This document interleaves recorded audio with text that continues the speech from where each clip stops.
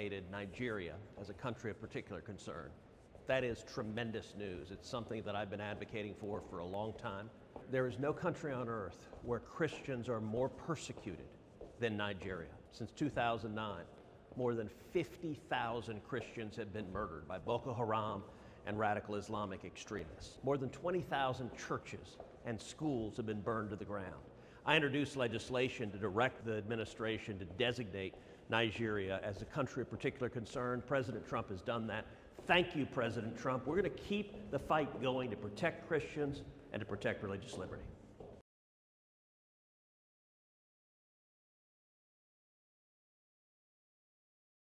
Countries that US can just easily come in and put it. Nigeria is over 230 million population. So, whichever way, I think the best that will happen is that the US will find a way to collaborate with the Nigerian government, and maybe they might offer more assistance in a collaborative way, but not the invasion like a whole lot of people I'm seeing on internet today imagine. I don't think that's going to happen. If that happens, then that's a different story entirely, and it's going to escalate to something much worse than we're expressing today. And that was going to be a disaster, not just for Nigeria, but for the entire Africa. It's going to be a disaster. So I know that's not going to happen. But however, I like the fact that the Donald Trump-less administration have seen that there's a problem in Nigeria regarding security, and something needs to be done urgently. And it's going to put the Nigerian government on its toes to ensure that something has to be done. And the only way, like I said, is to look for people, train them, register them, give them weapons.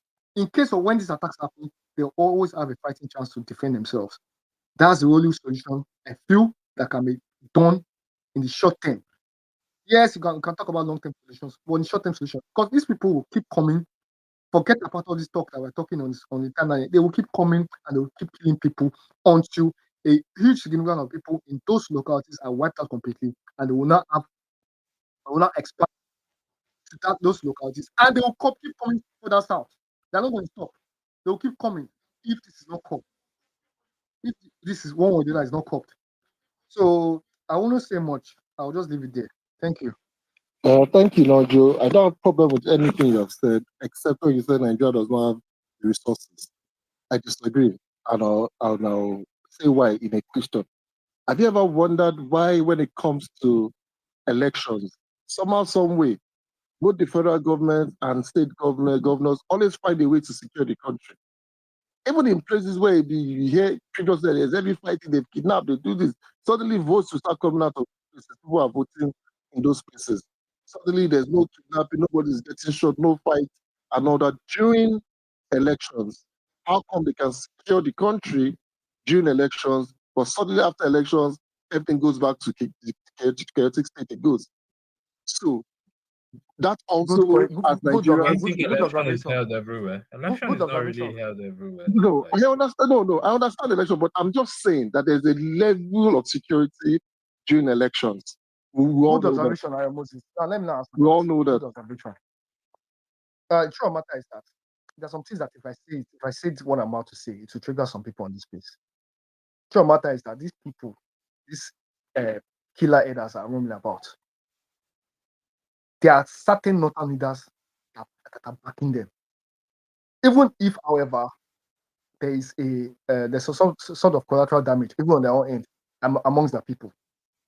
But a good number of northern leaders support this ideologically.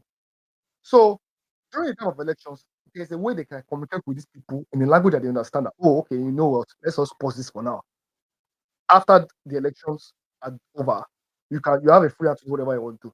Of course, there's collateral damage at their own end, but it doesn't stop their ideology for them for festering the ideology on these people to carry out these attacks. It's truly the matter. So it's just geopolitics that's playing in Nigeria. So people just believe that they have a right to actually expand and encroach on other people's territories without any restriction whatsoever. So, like I said, the only way to level the playing field is to arm others. So it's going to be two fighting. People that are local, people that, for example, people that are in Benue, maybe in a thief territory. Thievers will have access to weapons. So whenever they see some people that are coming to invade their land, they will fight back. The same thing with the Domas or the Agato. The same way with other minority groups that are predominantly Christians in the Middle Belt. That's the only way forward. So all that one will if we don't do that, we'll just keep wasting our time and keep crying that they're killing people, they're killing people. It's not going to stop anytime soon. So that's the truth of the matter. But thank you, Nojo. So let me draw. I see a number of hands. So, no. If I throw you correct uppercut, you will just come. Why I come on? No, what I want to ask? Yeah, 30 seconds question. No. Yeah, just very quick one. In Andrew, no vessel. Last submission. Please, you said that one of the solutions should be to give access to weapons for the masses. I've had many people say, I don't know whether you say it, I don't want to accuse you wrongly, that the weapons these guys are carrying are so sophisticated that it's even higher than that of our military. So if you give access to people to get guns, weapons, are they going to get? You're breaking off. You're breaking off. I can't hear you. Am I still audible? Yes, you're audible now.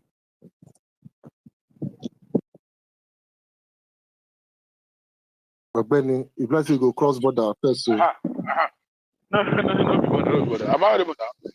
So my question is, are they going to allow the masses, or is the masses going to get more sophisticated weapons than that of our military, so that they can be able to stand these insurgents? Like, how do you? Please, can you make me understand? No, this is very simple. These guys, they know that these people are defenseless, and they have unrestricted access because of their weapons, and they know that these guys are defenseless.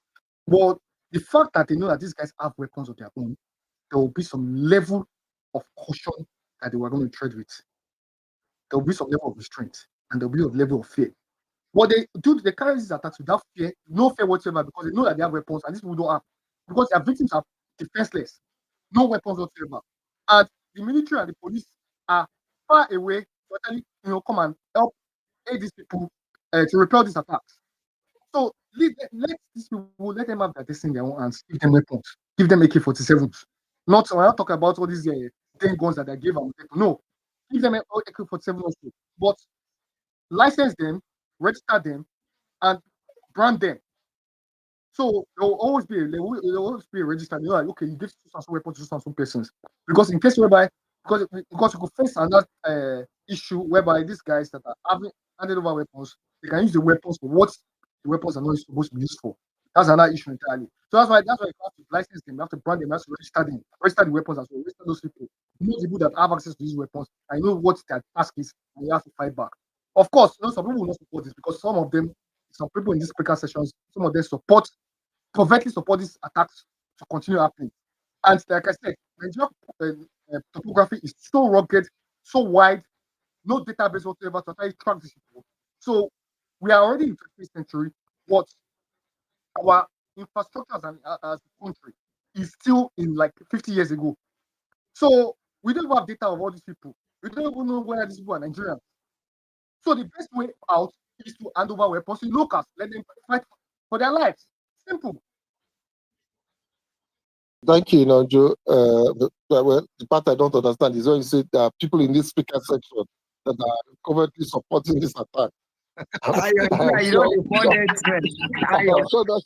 sure you didn't mean that. You didn't mean people in the speakers. Let me know those I am here with too.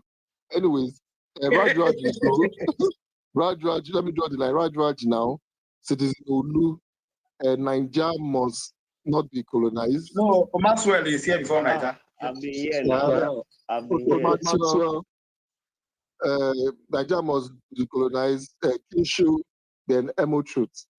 Then before we have Ogidiga, he's always constantly changing name. Which one is Queen affiliate again?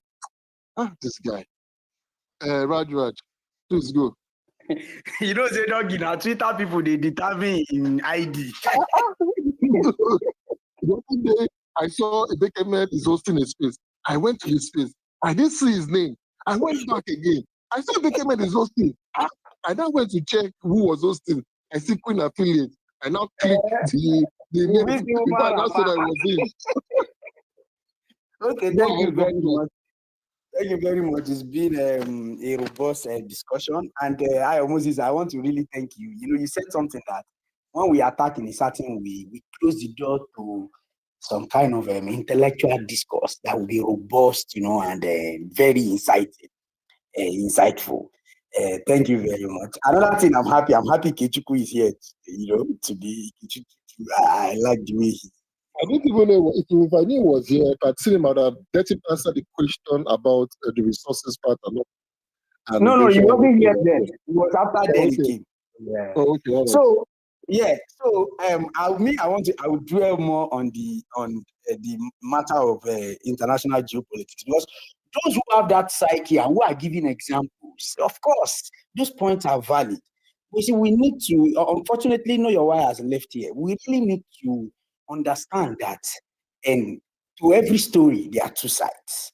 And the problem with one side of story is not that it is wrong or false or invalid. No, the problem is that it is incomplete. You know, so I will discuss that, then I'll now land at home, you know, briefly. But I'm more interested in the geopolitics, considering how some people had come to, you know. I want to talk about the issue of Kuwait. There was an issue with US and how nice it is to Kuwait. There was an issue with Saddam Hussein and Kuwait, where the OICs, the countries, I don't forget that their name, OPEC or something, said, okay, they should reduce, you know, supply so that prices can jack up, and then afterwards, Kuwait went back and started, you know, pushing a lot of oil in the market, which was then affecting the Iraqi economy. And then Iraq found out that because of their border, most of those oil were being drilled from a pipe that was put under their soil and taken deep into Iraq. That was what caused the initial issue between the Kuwait and Iraq. Now, there might be also another side to the story. Are you getting me? So I'm not saying this is in total. But the issue is for somebody to come that Kuwait will be happy to US. I would like the person to know that today, an average of the JVs in the Kuwaiti oil sector, an average of 50 to 55% of JVs are owned by the United States corporation. You know, and so these are things we were telling people that US does not just go and support without, you know, getting any take back. You know, so they people like Equate Petrochemical Company, Chevron Corporation, Shillong Baja, they're all there, you know, making money. Now in Korea, you know, somebody also mentioned that Korea is faithful to US. Today in Korea, Korea is one of US biggest bilateral economic blah blah blah. 100 year if not improved. R&D, research and development, arms and ammunition, tech. So these are the reasons countries go to other countries. They go there because they like you, or because there is a what's it called? And then when they were talking about no, presidents are different. Also, those days have passed. You know, there was a classified this thing about where John F. Kennedy refused to ratify a CIA arrangement that was meant to justify the bombardment of Cuba. Now, part of those arrangements, I think this was early 1960s, was bombing public places, Miami and Washington, blaming Cuba, sinking refugee boats to park outreach, hijacking US planes, or detonating a Navy ship at Guantanamo Bay and attributing it to Cuba. Just look at this. This is a CIA arrangement to demonize Cuba and then justify invasion. John F. Kennedy refused to ratify that, and it didn't take place. Now, imagine it had taken place. Today, I'm sure me and you will be here saying, Fidel Castro is a terrorist, he has done this. Now, who knows how many other things like this that has happened that we are attributing to others, and it was an internal arrangement. You know, point in case 9/11. But what I just want to drop What I just want to draw is that people should just stop looking at things on the face value, or just take official statements of one part without also looking for the other story. Some people came and mentioned, and I thank you very much. I also like that you put perspective to that on the issue of Osama bin Laden about Saudi. Osama bin Laden was one of the people. He was a mujahideen, and he helped the U.S. Against the Soviets in Afghanistan. When the Cold War was even this one, even hot war, not the Cold War. Communism and capitalism were at war, and also Afghanistan then was a very, very strategic route to pipelines of oil in the Middle East, and also even some kind of drugs that making billions of dollars that some of their over there. So all these things are what made the US go there. And when Saddam Hussein realized that these people won't get ground for Saudi again, he is a Saudi. He knows what he did with them in Afghanistan. So he didn't want the same thing to occur in Saudi Arabia. Like I said, there are other stories to this. Are you getting me? So let's always look for every angles of those stories before, so that we can have a more decision than just listening to one, and then flying with it. So everything has shown that these people do not go anywhere because they like you or because and it's also all the evidences are there.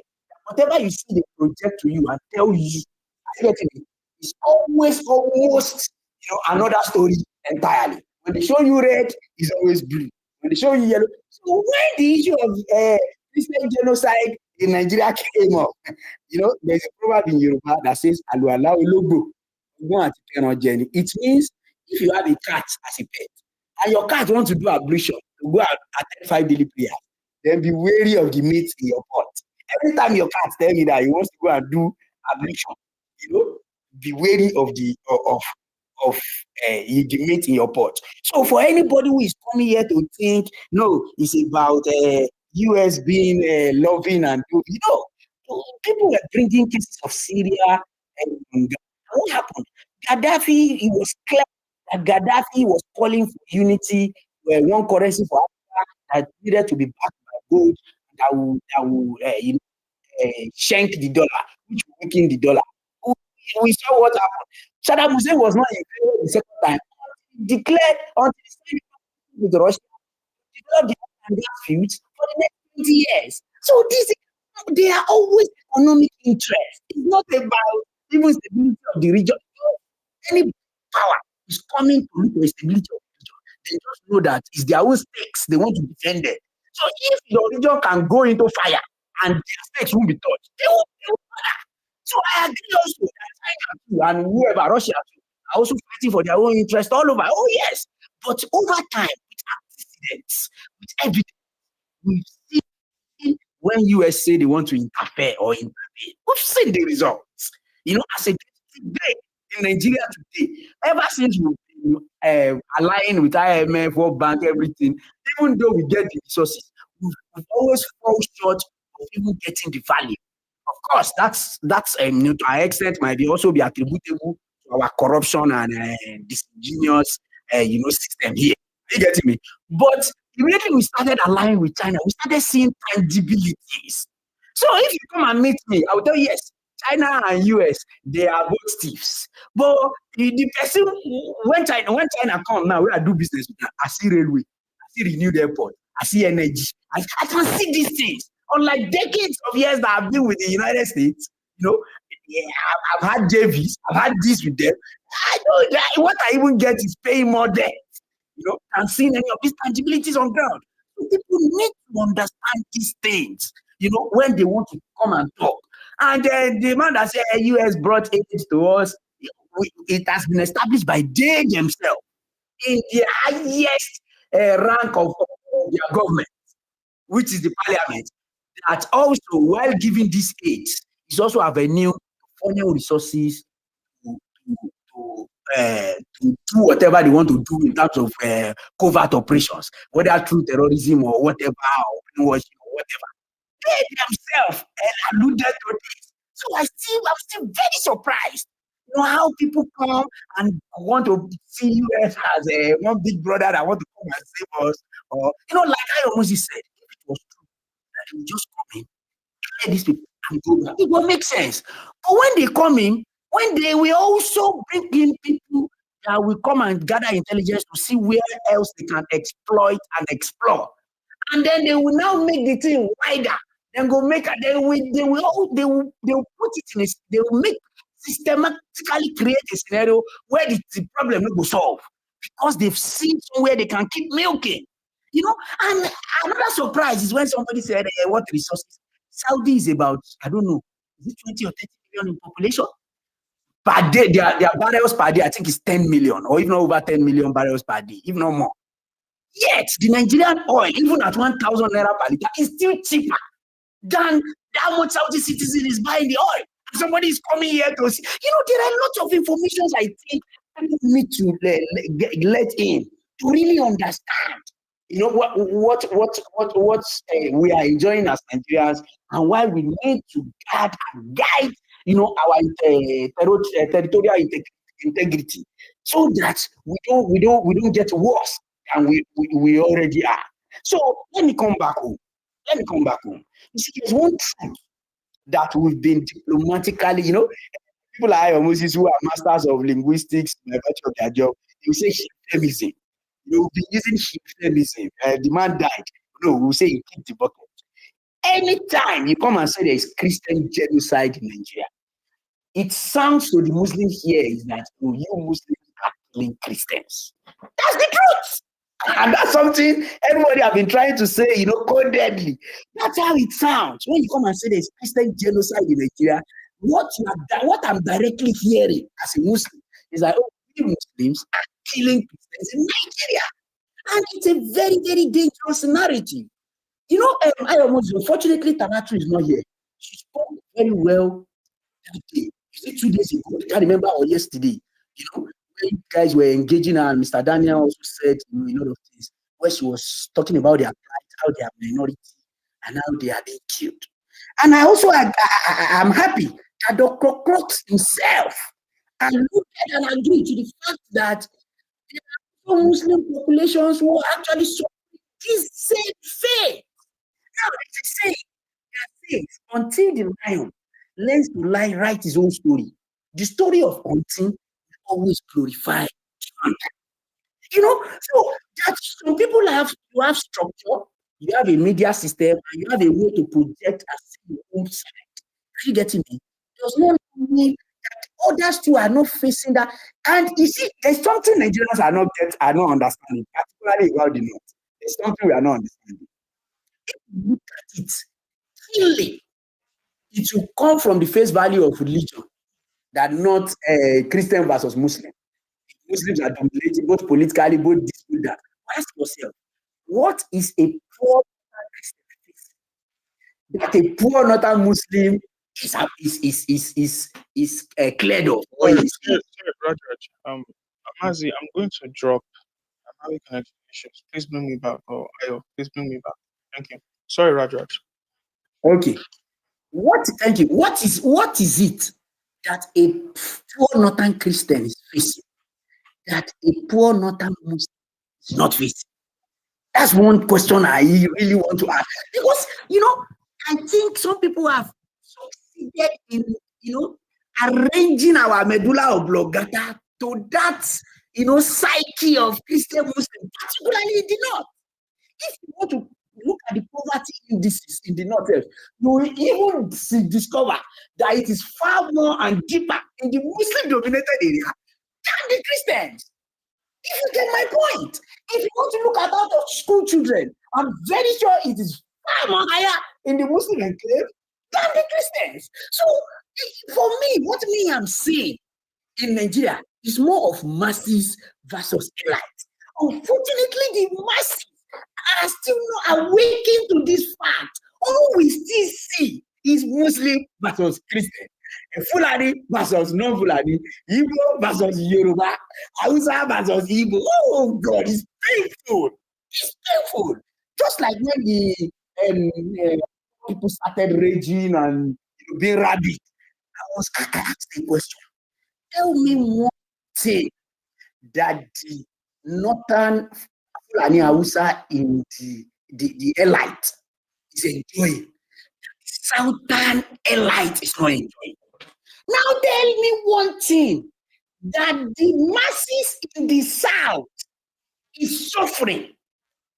Non-Fulani Hausa masses in the South is suffering.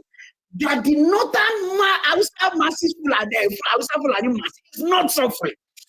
So I think it is time we sit back and refocus our lens, rejig our send our telescope, our stethoscope, around come up when they rejig that. So that we really, because this is, in fact, they do, see, the elites have us where they want us to be. Sincerely, we know they don't, the brainwash don't so much. Right now, there's nothing in our head more than Hausa versus Yoruba, Fulani versus non-Fulani, Muslim versus Christian. Meanwhile, the actual issue is actually masses versus elites. Now to conclude, look at all the victims of all this catastrophe and disaster we are talking about. How many elites are involved? Now let's ask ourselves these questions. How many elites are involved? Whether Hausa, whether Yoruba, whether Muslim, whether Christian, whether Ibibio, whether Kogi, whether Kanuri, whether how many? These are the issues. These are the issues. And I really pray we wake up and understand that we have been left, we have been brought to the corner where we are wanted. And unless and until we wake up and start detribalizing the religious thing, I don't know if there's that word in English, and start looking at things from a very sound, objective lens, where we can start holding our government accountable, irrespective of tribe or religion, and where we can start, asking for this, what they should do right, so that all this problem can be solved. Finally, there was this man that came to channels one day. He was from the north. He said, unfortunately, I want to end this argument. Unfortunately, he has been accused of monopolizing political power, revenue, he has been accused as a northerner. But yet, when the indices of human capital development, or human development index comes out, he that has been accused of that monopoly of everything is the worst in those indices. I think that calls for a reflection. Thank you very much. Thank you very much, Rajat. Ayo, can I ask a question, please? I came up to ask a question, please. Okay, two questions. So one from Ikechukwu, the other from Amofo. So Ikechukwu, for you, I know usually more data specific. You do raise your hand, but if your contribution is around data and all of that, especially for those talking about resources, how important it is, please feel free to jump in at any time. But go ahead with your question.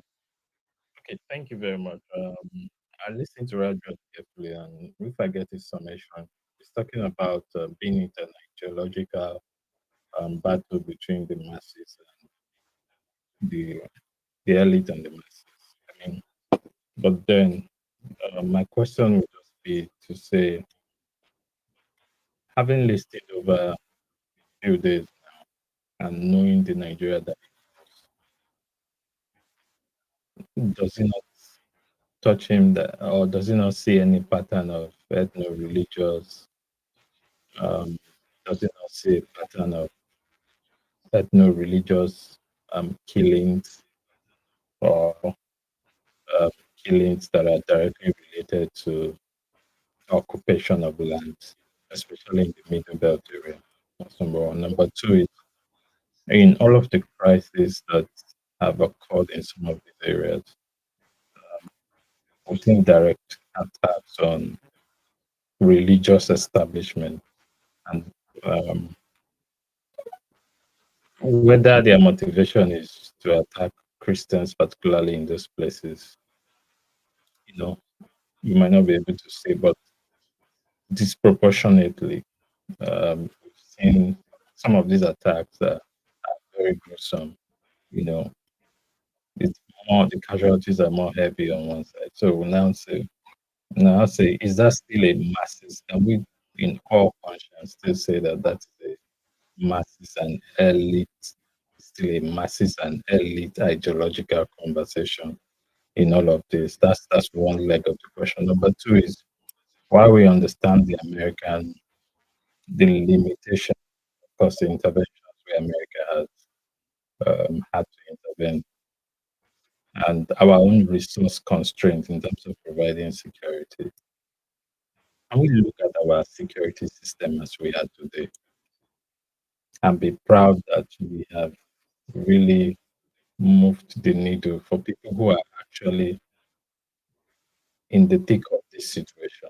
So for somebody who stays in Borno, for somebody who stays in deep Plateau, Benue, and all of that are bearing the brunt of this situation. Can you look at this present security system that we run now and the resources or the way we have resourced it or prosecuted this one? Can we look at it and say that with any serious modicum that we have done a good job, considering the fact that people can still come and attack a community and we don't know who they are? It's a pattern that's happened for not 5 years now. That's just my question. Thank you. Okay, thank you very much, Kechuku.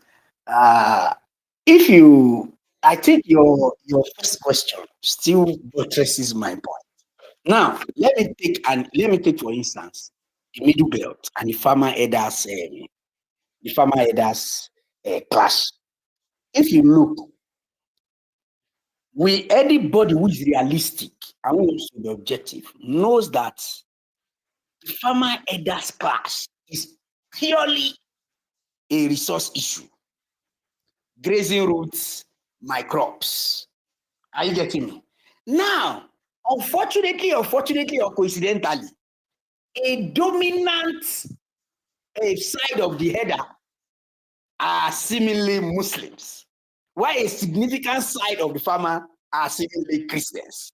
So it is bound to be seen with that undertone, if you get my point. So the basic issue is actually resources. But because on the two sides, there's sort of an overlap of two different affiliations of religion on both sides. So it is easy to quickly weaponize that. Now, in all of this, you'll find out that both the farms, significant part of the farms and significant part of the heads are owned by elites who are also Muslim and Christians too. But when these issues happen, they don't get caught up in it. So that's what I'm trying to say. I'm not saying that there are no actual real issues.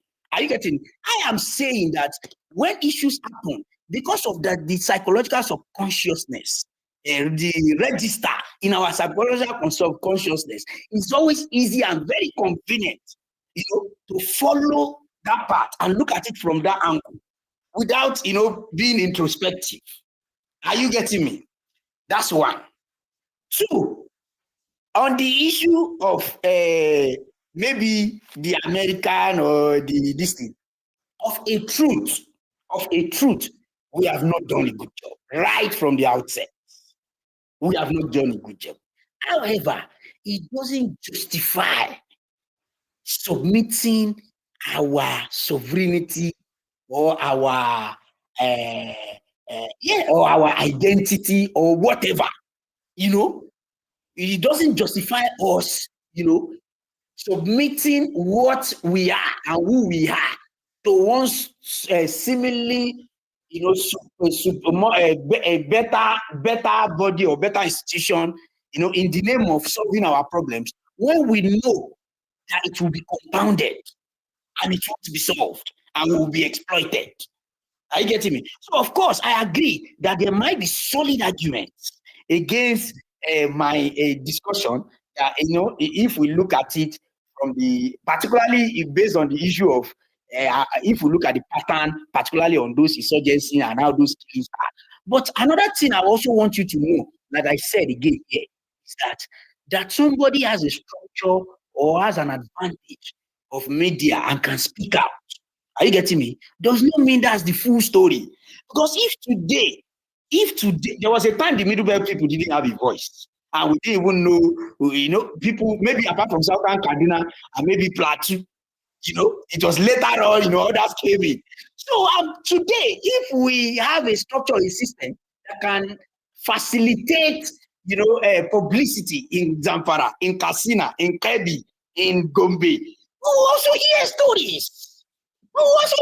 That will now refine our perception that this thing is not one-sided, that is always seemingly light, and that is not to downplay the fact. Are you getting me? That these issues are real, and there are these issues on those patterns, that I seem to not talk about. If you get where I'm driving at. I'm glad you added that. I'm glad you added that other part that there is, it's more than, it's not just you are not disregarding that, because the reality is why one part has said their story. I do not also neglect the fact. Yes, there is a broader part of Borno, Sokoto, Zamfara. There are Muslims that are also feeling the impact of another kind of crisis. So because it's a holistic, it's not just one crisis. But one person has shouted loud and has attracted attention. However, me, I'm looking at the collective now, in solving the collective, because it's this collective that keeps overspilling into the specifics we have in those areas.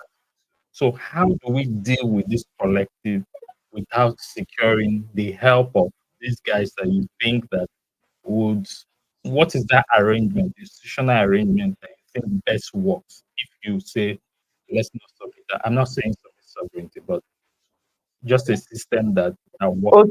Okay. Thank you. I think I get your point. The first thing is reorientation of our mindset away from this cross purpose work.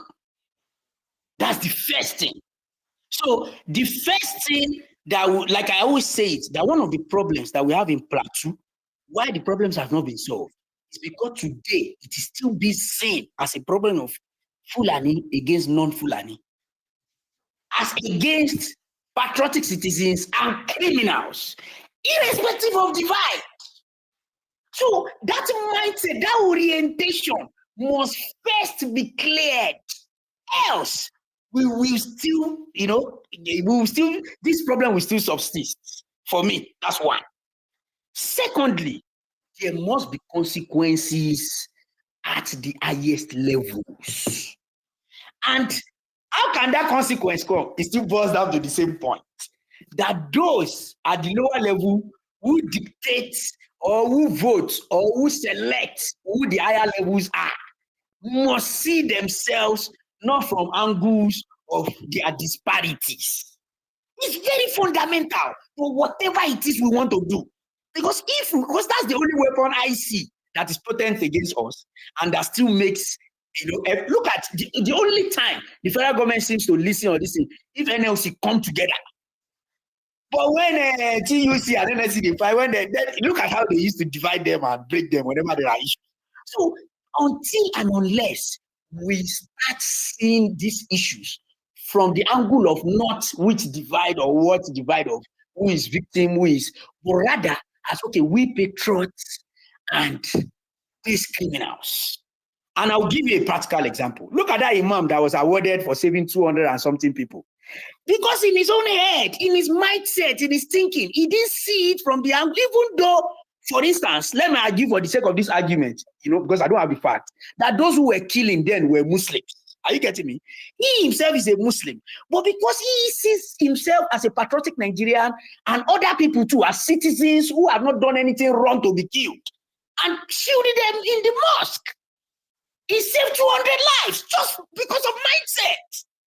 So that is the, so unless and until we all wear that mindset that, okay, this is us versus these criminals, irrespective of which region or which religion they are, I think it's very key. There is a need for a serious, intensive, and extensive social engineering on our mindset. That is where I will anchor it. Let me just quickly maybe provide further Please, can I answer ask my question, please? You ask I have a to Hold on, the coach is talking. So Ikechukwu, he said, while one party is making so much noise, he is looking at the collective. Without, of course, he doesn't subscribe to sovereignty, or without, this supposed invasion, how best can we now, arrive at a collaboration that can solve this problem? So I'd said earlier that it has happened before under the Jonathan administration. They had mercenaries that were fighting and all that. And I remember I've seen a video of a particular senator describing what that collaboration looked like. And I was like, look, we had like offices of units of soldiers on their laptops where they had satellite access. They were monitoring movement. They knew where they were because they'd been monitoring them using technology and intelligence to see who was what and all that, how many people were in what houses. And sometimes that it just takes just four of them. They already gathered intelligence. They have video, they have satellite, they have guidance, and only 4 of them would just go into those places and eliminate all those people, and the ones they need to capture, they would capture them. And so we can equally have that kind of collaboration to say, because the truth of the matter, already, all these people, these Western countries, the America and UK, already have SUSFs, special units, special forces within the country that are already collaborating with the DSS, military, etc. So they can expand that scope to say, okay, in view of this outcry now and all that, let us have that kind of arrangement again. Support us with weapons, support us with intelligence, give us access to your satellite, though to be manned by your people. Let's find just an arrangement that can make it work beyond the Trump rhetoric of, they're killing Christians, if they really, really, really intend to help us or support Nigeria in dealing with the issues in Nigeria. So I think that would be a way to go. Are we not the ones supposed to be reaching out? Yeah, you are correct. We should be the one reaching out, especially at these trying times when they're adding pressure on the international community. The attention is on us as Nigerians. So it should be us. So I'd like to think that is going on in the background. They won't come out and tell us that this so. So let's just keep our fingers crossed and see, what that will look like in next coming days. Just note that America is not interested in seeing you peaceful. They are interested in scattering you and use the opportunity to step in and stabilize your region. That is honest. If you guys can hear, I can hear me, right? Yes, the host is talking. Yeah, I can hear you, Vazi. So, Ayo, can I ask my question? Hold on. Can I go on? Hold on, let me finish. So, those people, this so-called Westerners, they do not care about, in fact, they are not happy you being united. When they are happy is when you are divided, for them to see any reason for them to come in here and do whatever thing they want to do. They are not happy. They are not happy seeing you progressing. They are not happy. They are not. All of a sudden, that Trump now know that Christians are being killed. All these people, Ted Cruz them, they now know that although he have said it before, Trump have been always like that. He has said it before under President Muhammad Buhari. It's not today. But these people, Ted Cruz them, all these people talking now. Where are they since? Where are they in 2014? Where are they in 2015? Where are they in 2012? Where are they in 2009? What are they? Have they said anything about this before? So come on, we should. They were lobbied into talking. Ted Cruz does not talk about issues he's not been lobbied into talking about. That is Ted Cruz. So in fairness to some arm of the United States Commission for International Freedom on Religion had actually been documenting these incidences since 2009. As a matter of fact, they had designated Nigeria a country of particular concern since 2009 and had been pushing the American government to do so, to recognize their position. It wasn't recognized until 2020. And Nigeria was removed 9 months after in 2021. So these are some of the facts on the ground when it comes to that issue. But there's other perspective that though that it is very, very convenient now, particularly when the world powers are seemingly dragging for territories and seeing the inroads China. I'm just bringing that perspective. I know. The reason why I mentioned that they removed us in 2021 after 9 months, because there's a question there. If you are going to, in the very shortest time, redesignate us again as a CPC, what changed between 2020, 2021, and 2025? So there's a question in there that we need to ponder about. Buhari visited Trump. They had a weapons deal. They had trade deal, and so many deals were signed. That was the only thing that actually kind of changed. The things that nothing really changed on the theater until they received their weapons, which was several months later, more than a year and like 3 months.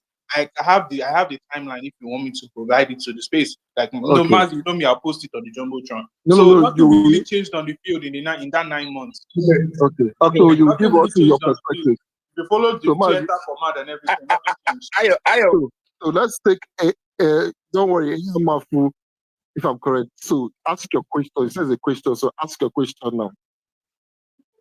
Yes, I have 2 to 3 questions here. Though you've answered one partially somehow. My first question is, are we saying that the government, that the insecurity has overwhelmed Nigeria government? That's my number 1 question. Or is it a case of gross negligence from our government? Because from what I'm hearing on this space here, we are trying to bring solution by, saying that we can do it by ourselves or collaborate with the US government. But the government representing us are saying a different thing. So my question now is, is it that we are saying that our government is overwhelmed, they're handicapped, or is it a case of gross negligence, our government turning their eyes away? 2, does it mean that we don't have that equipment? Is it truly that we don't have the equipment to tackle these insecurities? I'm asking this based on what is happening in my own community, whereby some level of equipment has been provided by the government. But when the people go there, the security will go to the place. The moment some of them try to attack, you will see a kind of interference. At the end of the day, when they pull back, the people will come and attack. Showing that if you support the community, the neighborhood, they can wipe off these guys. Okay, it's not yet your turn for the sake of people who have been. It's not questions. But let me quickly answer those first 2 questions. So keep them short as questions, so it doesn't look like you're making submission. So first, question. Yeah. The questions I've just asked the 3 questions here. I'm taking the question. So the first question, is it negligence and all that? You won't be wrong if you have certain apprehensions for you to ask that question, because we live in a country where since 1999, there's a tendency when something goes wrong in the country for the government to chalk it off as, it's opposition that is just using all these people to make noise or causing security scare to destabilize the government. That is usually their mindset. And we saw it right all the way from Jonathan to this point. Their first mindset is, it's opposition that is causing all this, rubbish and all that. So to the point where it gets out of hand. So right now, if I've not been able to solve it up to 2009, then I will not say we're overwhelmed. I will say we're seriously challenged to the point where we would need to request that assistance so that we can, forestall the destruction of lives and properties and all that. Secondly, you won't be wrong if you say there's certain level of complicity within people in government. Again, with the way we're always looking at things from our political lenses. Then also, again, we also have to consider that in some of these communities where there are active incidents of insurgency, militancy, etc., there's also complicity from people within those communities that are also sympathetic to the causes of these militants or insurgents and all that. So you also have the otherwise, because we had people that are in our security services saying that, sometimes when they're going for a mission, they get a phone call and say that place is a no-go area, turn back, or sometimes, so I give you a case of my friend. He said when they were clearing out militants in, thankfully, he's no longer in the service. When they're clearing out militants in the Niger Delta, that they always found out that the militants were always a step ahead of them. That there was even an incident where they were, surveilling some militants at the University of Port Harcourt. They were trailing them. Then suddenly they heard the knock on their window. Then they went down, and it was you they were trying to say, telling them, when I don't come, with the soon and all of our movements, they monitor on that too, as for the monitors. You can just imagine. So only for them to find out that, the major that was their host, in guiding them through the creek was the mole that was giving out information to the militants in exchange for monies for the ransom that they collect and all that. So, of course, an intelligence organization, they were able to find out and, they dealt with the guy. So we have all of these issues within, that security architecture that we have. Do we have the equipment? Obviously, we don't have the equipment. You don't have access to satellite surveillance. You don't have access to, high-tech drones that can deliver bombs without having to risk human lives and all of that. So it's a bit complex. So the truth of the matter is we need assistance. There's no gainsaying. We do need assistance in these areas. So, Citizen Zolu, please go ahead. Ayo, can I add something? Yeah, thank you very much. Guys, I've been waiting here a few hours. Please, let's respect ourselves. I beg. Please, no vex. Let me start by saying, it's really fantastic to listen to many Nigerians speak on this issue. I mean, there's so many dispassionate, emotive opinions that have been given here. But I think there are some opinions which I find very, very troubling. When people die, when somebody loses a family member, you cannot now sit down somewhere as a fellow Nigerian and then turn it into an exercise of intellectual curiosity or some cursory pivot into geopolitics. I really think sometimes some Nigerians should try and put themselves in the shoes of people who lose lives on a daily basis, people who cannot go to their villages, people who are now in IDP camps, people who now their children live in fear. They wake up in the morning not knowing whether when they hear a sound, a loud noise, they don't know if it's the bandits who have got on their motorcycles again, who are coming to where they have gone to hide, to come and kill them, or to come and rape their mothers or rape their sisters.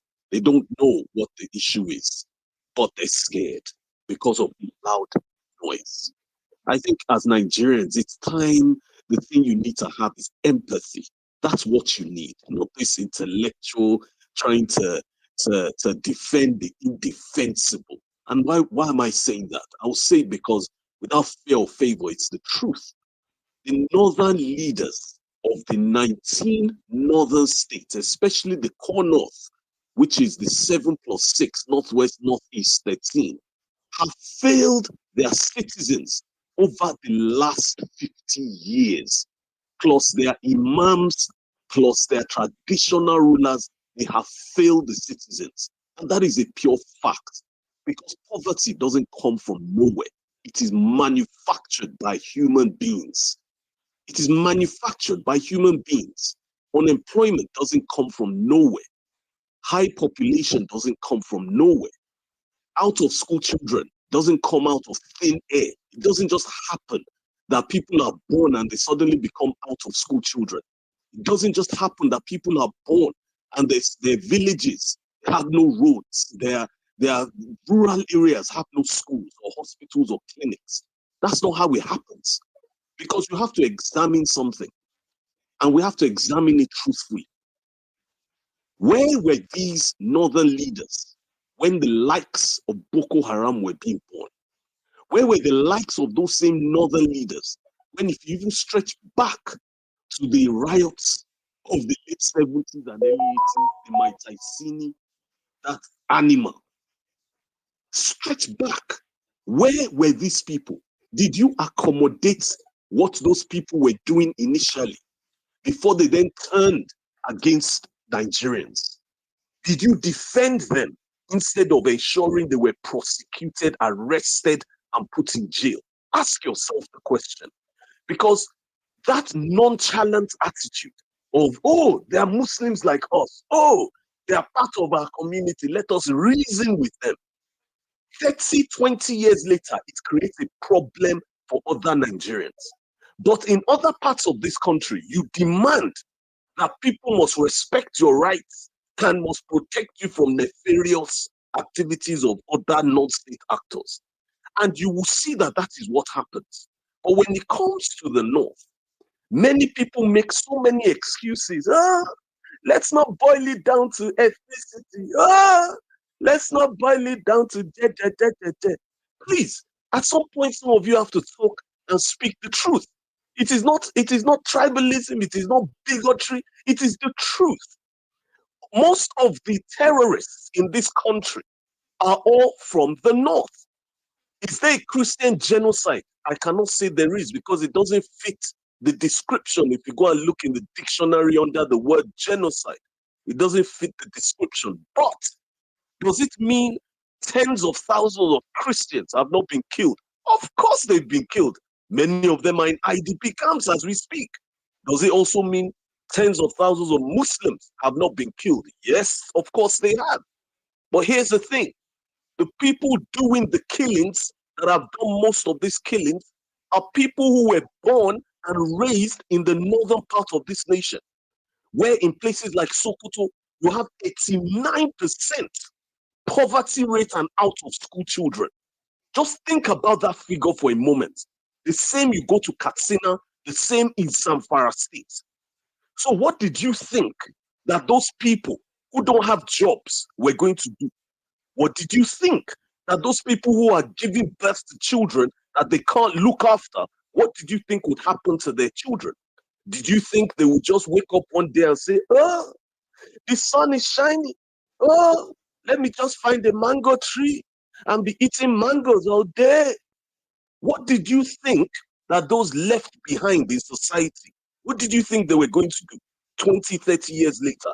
And with the fact that they listen, some of them, to a lot of people who preach religious intolerance, jihad, and extremism, which is the truth. We only see a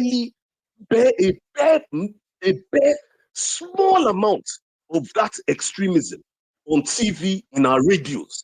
We see the likes of Sheikh Gumi, who is also from the North, preaching for support for bandits and terrorists. And there are Northerners who even support that same Sheikh Gumi and say, yes, he's one of the best scholars. Is that the kind of country that you want to have? A country in which someone like Sheikh Gumi will say it will be a genocide for them to target the bandits and terrorists, for America to target them. I really don't care who America targets, as long as you're not targeting innocent Nigerians. Because for over 30, 40 years, this problem has been festering before the age of the internet. It's just the internet that has brought this thing out into the open. Before the age of the internet, people were being killed in the Middle Belt. In fact, some of these things are stretched back to the days of jihad in the 19th century. And those issues have not been resolved. So this is not something that started 10 years ago. This thing is ahistorical and in some places ancient rivalries between people who don't want to be conquered and people who think that they can force themselves onto other people. So when you are speaking as though it is some exercise in intellectual curiosity, and you are trying to say things like, oh, farmer header clashes, we have to separate the different issues. Did the farmer invite the herder to come and kill him on his farm? The farmer has a farm, which is a static piece of land that is sitting in one location. He doesn't move his farm from A to B in order to plant the next season's cassava or rice. He stays in the same place on his one plot of land in his village that he has always had for eons, that he has had for decades, if up to 100, 200 years in his family or in his village. Then the herder comes, he says, oh, this farm is on a grazing route. Are you all right? Are you all right? Like, why are we defending nonsense? And then someone will say, oh, that's their way of life. Way of what? Okay, there was a time when we all used to live in caves, naked. Why don't we all go back to living in caves and be naked on the streets? every day because it was a way of life 1,000 years or 2,000 years ago.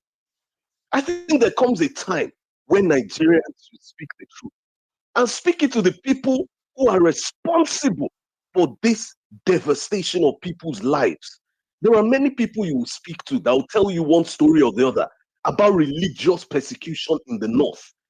But that some people come and tell us how there is no religious persecution. Like, are you for real? Are you for real? I've lived in Sokoto before. I've lived in Sokoto before. And I know what religious persecution looks like.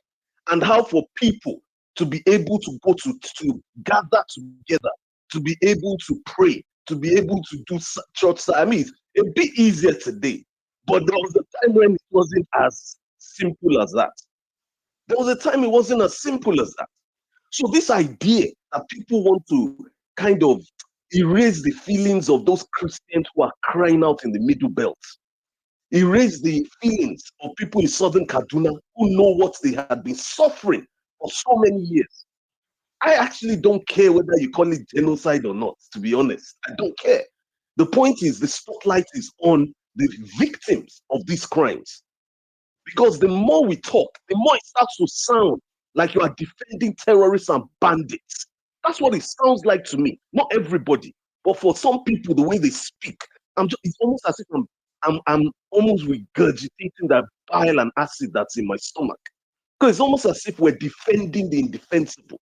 The point is, whether Trump says it's genocide or not, if the Nigerian government over the last 30 years, not 1 year, 30, 40, 50 years, had nipped in the bud and arrested people who are preaching extremism in this country, regardless of their tribe, regardless of their religion, regardless of whether they are connected to one powerful governor or one powerful senator, then we may not be here in a year where Trump will say the things he said about our country. For me, it calls for introspection of the kind of evil that we accept and allow in this nation, whether from the elites or even from the common Nigerians. I mean, when people are saying, oh, let's compartmentalize, when Reinhard Bonnke wanted to come and do convention in this country, how many people died in Kano? Can you not, or you don't know the story? When they did Miss World, they wanted to do Miss World in Nigeria. How many people were killed because some Muslims were offended? They were doing cartoon in Denmark. How many people were rioting? Was it the people in Ibadan that were rioting and killing other people? Where was it happening? Let's face facts. For something that had nothing to do with the Christians you were targeting. So today you want to defend, but instead of you putting pressure on the government to say, whenever any Nigerian preaches extremism, we want him or her arrested, even if it's an elite, it's an imam, it's a priest, it's a reverend father, they should be arrested and tried in a court of law so that they don't radicalize other people. That is what happens in sane countries. Not that we come here to defend the indefensible. It's almost sounding like we are now defending the rights of bandits and terrorists and their sympathizers because we don't want America to come and invade Nigeria. I mean, look, America is not coming to invade us anyway. That's just, look, Trump talks a huge amount of hubris. He's not coming to invade anything. But that he put a spotlight on the suffering and the plight of these people that has been ignored for far too long. Because yes, the Nigerian military is recording successes, of course, and we applaud them for the sacrifices, the thousands of soldiers who have died in the process. But let's be honest with ourselves. They could have done 10, 20, 30 times more. Come on. There are many communities where they know bandits are on the way. They will call the police or army. Those ones will not turn up or say they don't have petrol. Are you telling me you don't know that? I mean, just common armed robbers in your estate. You call police, they tell you, oh, there's no petrol in our car. Can you send petrol before we come? I mean, can you imagine the absurdity? Or are you saying you don't know how Nigeria works and how some people are corrupt in the way in which they dispense the roles for which they are supposed to be doing in an equitable way in public service, whether in in the police, army, or wherever they find themselves. Come on, we know the Nigerian factor of how things work in this country. But let's not erase the pain of those Christians, neither the pain of the Muslims who are also targeted. But the point is, where does most of this terrorism come from? What birthed that terrorism? And why is it decade after decade, new terrorist groups are still born in parts of this country? Why? Those are the questions you need to ask. And say the government who are giving federal allocation, the same ₦1 that is given to Kano State and Sokoto and Zamfara, is also given to Oyo State, is also given to Anambra, is also given to Ekiti and Edo State. Why is it that Kunle in Ibadan has not formed a Islamic terrorist group and gone to Sokoto to go and kill people? Ask yourself, did they not receive the same ₦1 based on equity, land mass, blah, blah, blah, whatever, however, RMFAC, what's the body that distributes federal allocations according to a formula, whatever that formula is. The same ₦1 in Oyo, why is it has a different outcome compared to the ₦1 in Katsina or Sokoto State? Have you ever asked yourself the question? But here we are sometimes mollycoddling those elites, those governors, and defending the indefensible things that they do. Why is it that they are unable to reduce or eradicate or reduce to the barest minimum out of school children? Yes, there's out of school children in the south as well as in the north. However, 65 to 70% of it exists in one part of this nation. And in some of those states, it is even disproportionate. In the 80s, 80-something percent, 70-something percent. You have to ask, is that not where those terrorists and bandits will get recruits? Ask yourself that. Have you ever seen? I haven't seen it. Have you ever seen someone who went to university, Obafemi Awolowo University or Unilag, forming a terrorist group? Have you ever seen it? I mean, I don't know. I'm not saying they don't have educated people who sympathize with them. I'm not saying it. But do you see a whole-scale community where they are educated, joining these bandits, committing these evils? And then when you see northern governors who are also giving amnesty and negotiating with killers who are riding on motorcycles, coming to meetings where there are army personnel and having their full weapons on display, how do you think the victims will feel? And then you want those victims to now start shouting, oh, I love Nigeria, my country is good. I mean, come on, let's reason. Let's reason properly. I have a lot more to say, but let me stop here, to give other people an equitable opportunity to be able to speak. Okay? So let me just stop here. Thank you.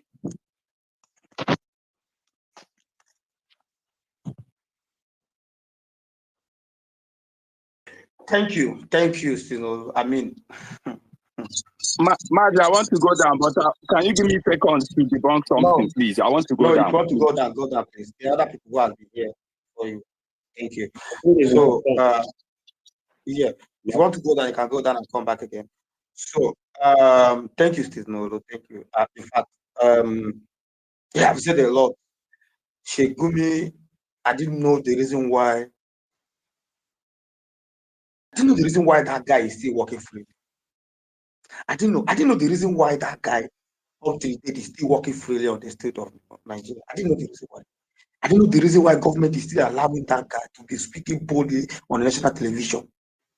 I don't want to say some things that will offend some maybe what I say now, they will say, Mas, you're attacking a religious leader, you're attacking a Muslim cleric, you're doing this. But that guy, is that guy supposed to be? Hold on, can you mute your mic, sir? Can you mute your mic? Thank you. Is that guy supposed to be on the street of Nigeria? Is that guy supposed to be living with where normal human beings are living? I didn't get it. I still did not get it, where someone who called himself a religious leader will be openly canvassing for negotiating for terrorists, speaking for them, and government is still allowing that guy to work freely. Crazy. Maxwell, please go on.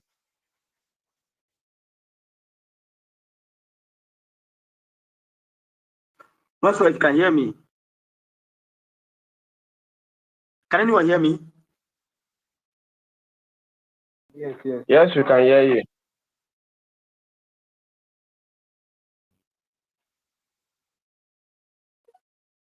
Master, go ahead and speak. Okay. Oh, thank you. Well, good afternoon, everybody. And I've been on this space for quite a number of times, and I've heard everybody speak, and everybody has contributed their own, and people have heard their own opinion. But me, I'll just point out some things, and I'll just leave it there. To start with, I've said this before. The problem we have right now is caused by the government, the political elite, and the military hierarchy. With due respect to our fallen soldiers, but I know what I'm saying. The political elite, they don't have the willpower to stop this thing. Let me just say something. I'll just make a comment. Before, earlier they were talking about our borders. Before 1999, was these borders not there? What happened? What was happening then that is not happening now? That's number one. Now the truth is this. Before Trump came up to say this thing, to prescribe Nigeria CPC, few weeks before that time, Ted brought it to the Senate of the US. What was the government response to it? Today, everybody is seen as maybe Trump is coming to fight Muslims in Nigeria. Unfortunately, to my Muslim brothers, that's not the case. I heard that our former president, Abdul Salam, with due respect to him, came up to say something. But these killings have been going on. We are seeing the videos on a daily basis. Who has come out to challenge the government? Nobody. Everybody kept quiet because it's business as usual. Life goes on. We are not affected. It was few days ago I got to know that even what is happening in the southeast is terrible. That there are this IPOP, they have allegiance to the US and Israel, and they are carrying out serious crimes there. What are the people from the southeast doing? Are they pressuring these people? Are they pressuring the government? Are they putting out these things out there to know that there are terrorists in the southeast as well? But let's leave that. That is just because nobody has mentioned it. The IPOB are doing, yes, somebody said they are IDP camp in Kogi State. Now, these are things, the problems are so many, but the truth is that we cannot sit down and act as if we don't know what is happening. I lived in the north, and I can tell you the source of this whole problem. It's because these children, just like Tata has stated, that there are so many out-of-school children. Yes, they are indoctrinated from childhood. That is the problem, the Almajiris. I lived in the north in the 90s. Any small thing, the slightest provocation, they are out. You start killing Christians. Even you that is living in a compound with them, they will kill you the moment they know you are Christian. So can we say that these killings are going to be going on? I want to ask a question. Is it that it's only Benue State that you have farmland? Are there no farmland in the north? Why are these herders not entering those farmland? What about the one in Plateau? So there are so many questions, unanswered questions. But the truth be told, because now I don't want to dwell more on so many things. The truth be told is that our government, our political elites, they have refused. They are making so much money from this thing. It's the money. They are making so much money. They are making so much money. They have the willpower. If they have the willpower, they can stop this thing in a very short time. They can stop it. Everybody is saying Trump is coming to invade Nigeria. Trump is not coming to invade Nigeria. Trump is only mounting pressure on the government to do the right thing. That's what they are doing. They are not coming. Nigeria is not Liberia, or is Nigeria Mali, or Nigeria Niger Republic. Nigeria is the largest black nation in the world. And Nigeria is strategic to them because we said we are in the OPEC. We're in OPEC. So it's not just one country. All these things is mounting pressure diplomatically. So now he said he's coming for terrorists. Our Muslim brothers and some people are angry. Is it that you enjoy what the terrorists are doing? That's one question I equally want to ask.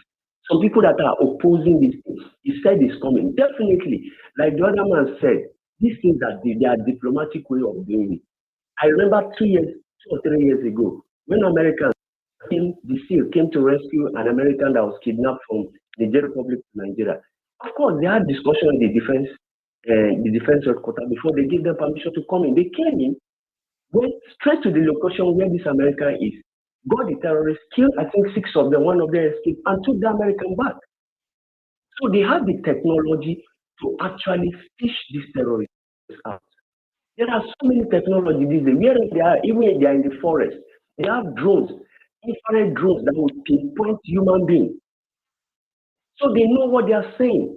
So I'm not saying that they should come and invade Nigeria. America will not come and invade Nigeria because Nigeria is not Mali or Benin Republic. I mean, we should be proud that we are Nigeria. Nigeria is a big nation. We are quite a producing nation. So we are a big nation. So they are only putting pressure on the government to do the right thing. All our elites, they are seeing these killings going on. Yes, Muslims are being killed. Like the last speaker said, what is Shegumi doing with bandits? These are people killing other people on a daily basis. We may sit down here in the south and feel, oh, everything is okay, nothing is happening. Brother, if you experience these things, you will not see some certain things you are seeing. The truth is that there's problem in the land, and the government has not come out to say stop, to put a stop to these things. They have the resources. I disagree with anybody that says we don't have it. They have the resources. They have the money to allocate to the military to do these things. But because they are making money from it, and because some of these northern governors, they are sympathizers to these people. That's why this thing is still going on. It's not as if they cannot fish them out. But because they are sympathizers to these people, somehow only God knows whether, I don't know, whether in their coven they enjoy the blood letting is giving them more power, whatever it is. But it's unthinkable that you have leaders in these areas, you have governors in this state where these heinous crimes are going on. Look at the killings in Zamfara. They are killing Muslims for crying out loud. But that does not mean that they are not killing Christians in their number. What is happening in Benue State and Plateau, Southern Kaduna has been happening for long. Yes, the last caller mentioned Metasine. What Metasine doing? Yes, even though yes, they were killing both Muslims that is not among their sect, but they were killing. This is what brought rise to the killing of Christians, because it's all this preaching, all this extremist preaching that they are doing, and they are still doing it till tomorrow, even as we speak. And nobody is saying anything. That's why they indoctrinate these people to become what they are today. So that is the problem we have. Our people, our government has refused to own up to the reality and save the lives of Nigeria. Because it doesn't matter whether it's a Christian or Muslim, its soul is being taken every day. People are being killed on a daily basis. You that swore to the Constitution, swore to an oath to defend their lives and property, the lives of people. What are you doing? And people are dying under your watch in their thousands. What are you doing? That is the question. What are they doing? Nobody is talking. Nigerians are just moving about their businesses, those that are not affected, but people are being killed on a daily basis. What is the House of Representatives? People from those areas, what are they doing in the House? We have legislators from every community in this country. What are those people in the National Assembly? What are they supposed to be doing? Do we have pressure group that are supposed to be putting pressure on the government, telling them these things are going on? So what are that representatives doing? So these are the questions.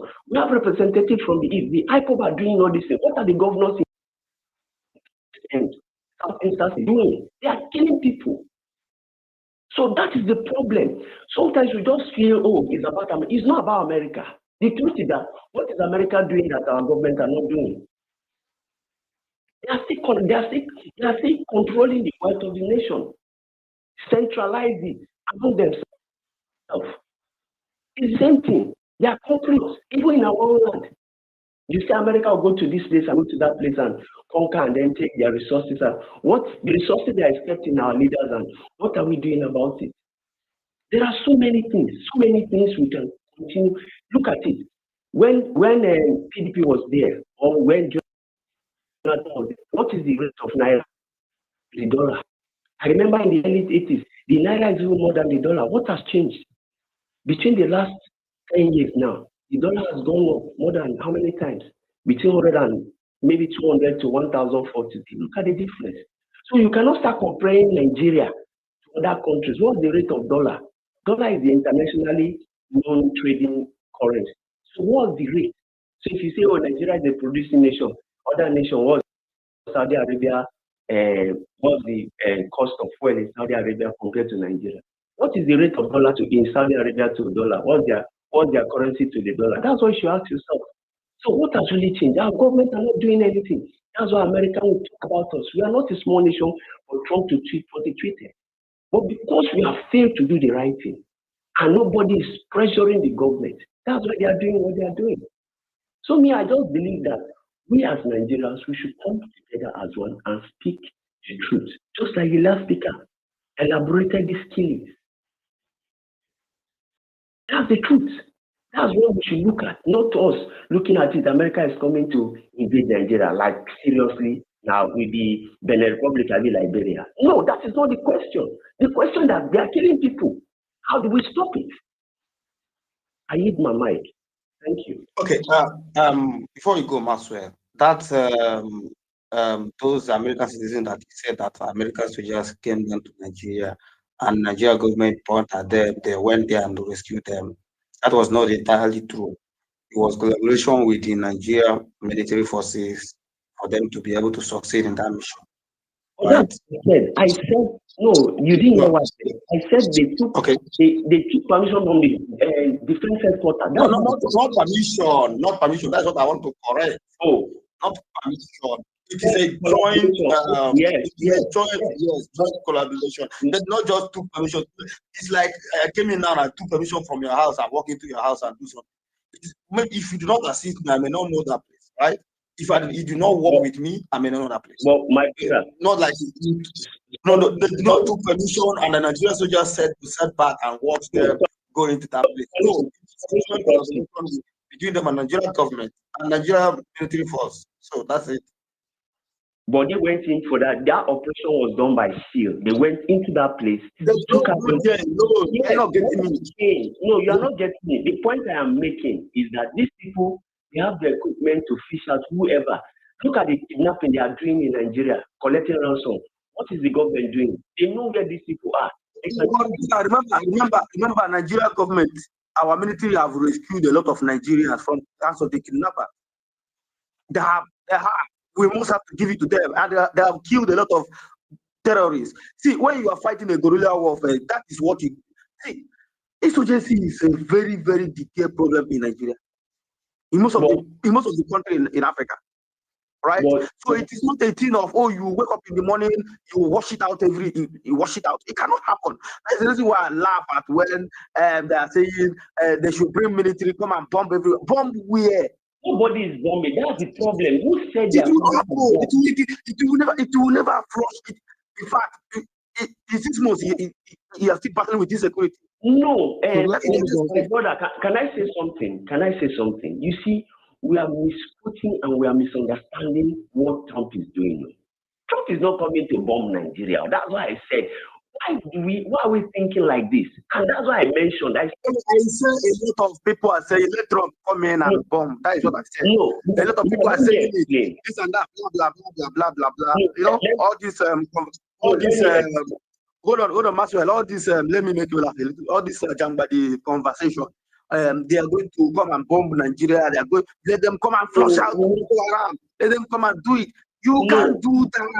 They cannot do it now. That's the point. That's what I'm saying, that they cannot do it. Now, you see, why I'm saying this, you see, a lot of people misunderstand these things. These are international diplomacy, right?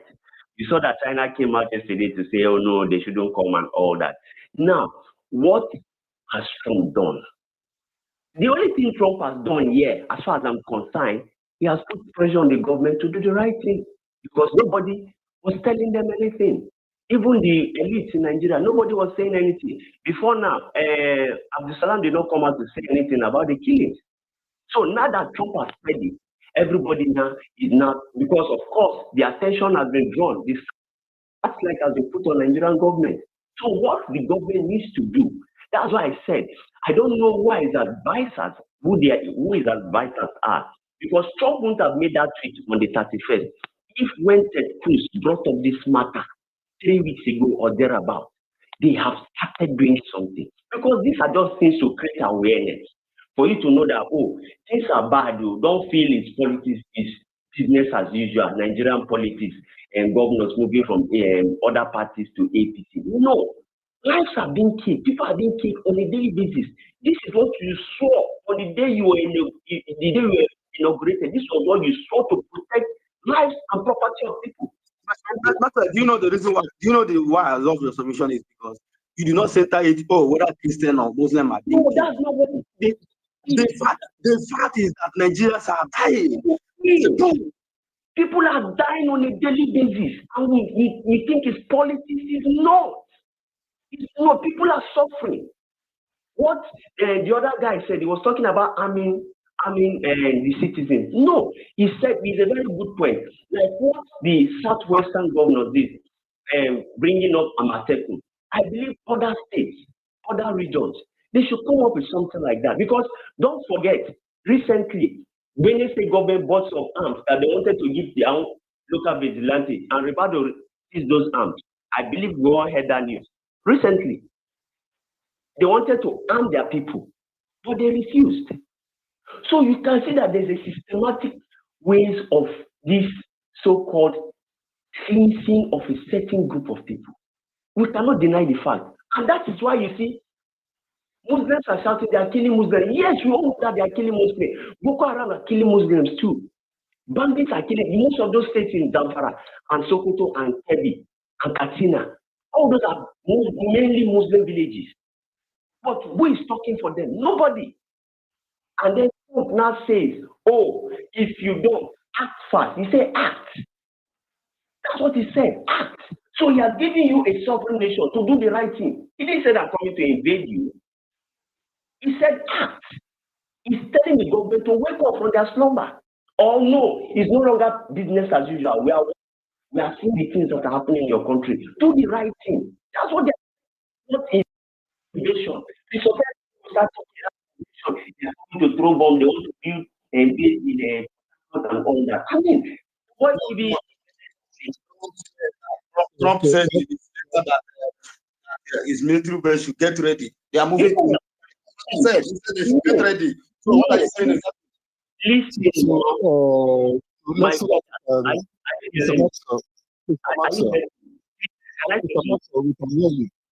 Okay, let's use that to land.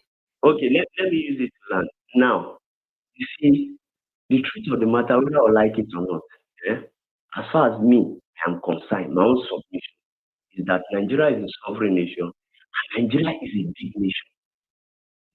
Nigeria is a very big nation. We are like giants of Africa. The richest black person in the world is from Nigeria. So we are not one small country. What he has done is to mount pressure on the government to do the right thing. And that's my submission, whether anybody likes it or not. It's not telling you, Nigeria just say, the government will get ready and then they'll just move in. Move in how? You can't move in. You cannot move in. All they are expecting is Nigeria. Okay, I heard some people were making submission, I think on that same Sunday, they less than 24 hours after that the Nigerian military started success they were making against the bandits and other terrorists. That is not true. You see again, that is not. Let's stop this. No, that is not true. They constantly posting their success. That is not true. Can we stop? You're not trying to make it look like, oh, the reason why they are doing it is because there is Trump somewhere that says something. Our Nigerian military with that hand have been posting their success. Maybe you're not paying attention. Why are we doing this now? How are we doing this? Come on, we should stop. So Maxwell, let's just end it here so that we can move to Mike.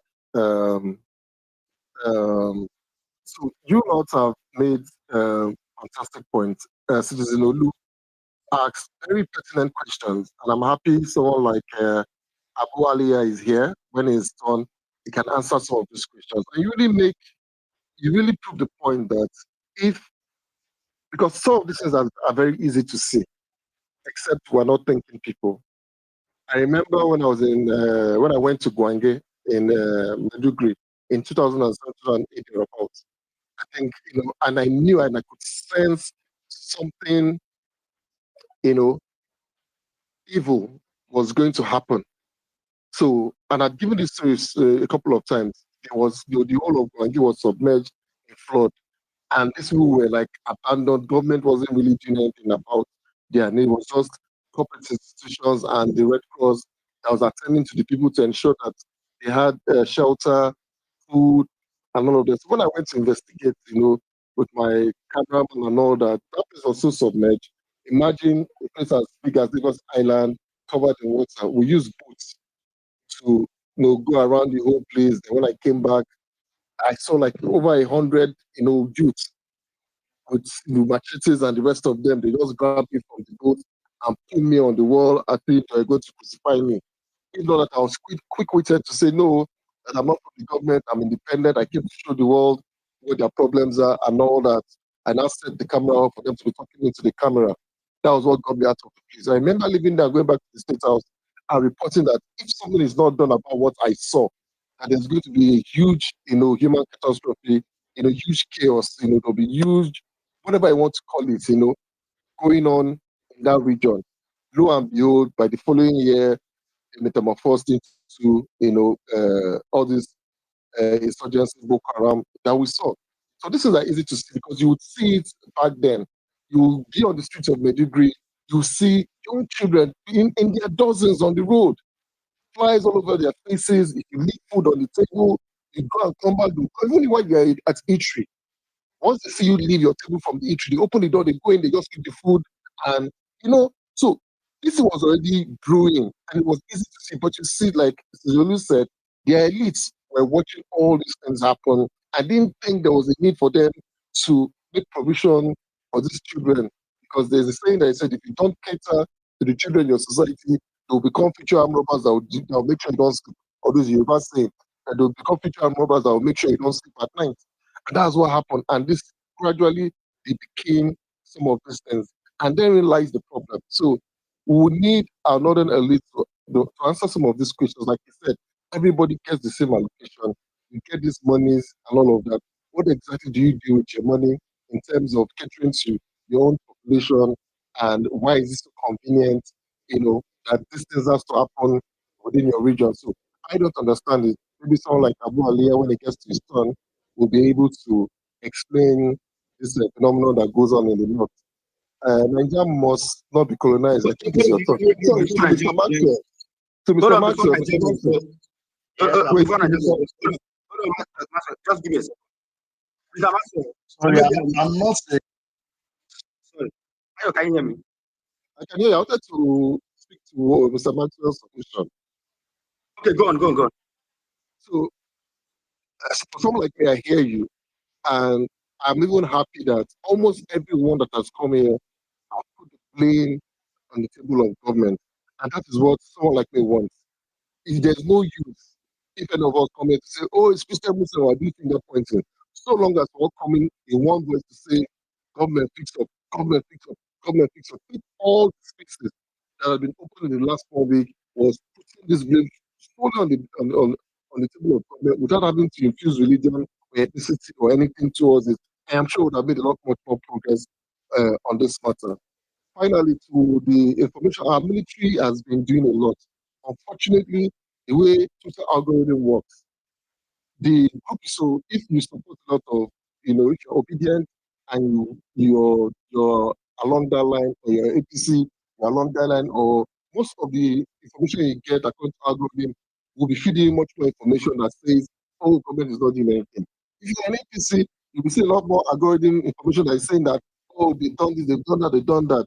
That is why I'm a huge advocate that when we come to find ourselves in spaces together like this, we must give room and tolerance for each other to exchange views and ideas and opinions because we really learn. Because if I'm in my echo chamber and bubble, I don't know what is going on. Your own echo chamber and bubble, and when we do that, we'll create further cleavage, widen that division. You will stay with your extreme view, I'll stay with my extreme view, and we'll never meet at the center. So spaces like this are an opportunity for us to exchange ideas, to actually touch grass and face each other's reality and why we think the way we think or why we take the positions we take. So thank you for that submission, Mr. Maxwell. Yeah. Who is So next? thank you. Let me say this before because people are saying that I'm gagging. I'm not gagging. Okay, But before what I go, I am not hold on, a northern, I'm Abu, from the hold southwest. on. Abu Just cannot to hear clear me. that. This is Abu Alia. Abu cannot hear me. Hold on, let No, me. Abu Alia is trying to say that it's not a northerner, that is from the southwest. All right. Okay. Okay. So what I'm trying to say is this. Please and please, you can say whatever thing you want or criticize the government all you want. I don't care. But please and please do not downplay the effort of our Nigerian military. They have done a lot in fighting against this. They have been killed enough. In fact, they have lost so many people in that. In fact, do you know how much these people are being paid for them to risk their life every day and night in fight against this thing? You don't downplay it. These people have been, in fact, they have done a lot of work. In this year, 2025 alone, go and look at the report of the amount of the people terrorists that have gone down in Zamfara alone. Not just use your Google. Go and check. And if you go to that military handle now, go and check. Just scroll down. Go and check the past news, the past post tweet they have made. They have achieved a lot of success. Why are we not talking about it? Why is it that we always amplify what is bad, what is bad, what is bad? We are trying to make it look like, it is because Trump somewhere speak is the reason why they are posting it. That is not true. That is not true. These people have been working day and night, ensuring that people are being asleep. Oh, let me just leave it. But please and please, you can say what you want about the government regarding this insecurity of return. This security of return, they are failing. But please do not downplay the effort of the military. Please, you can plead for more. You can ask them, ginger them to do more. That is good. But please do not downplay the effort. Please, I'm begging on this space. Please. Thank you. Also, thank you for the submission. Let's have Niger.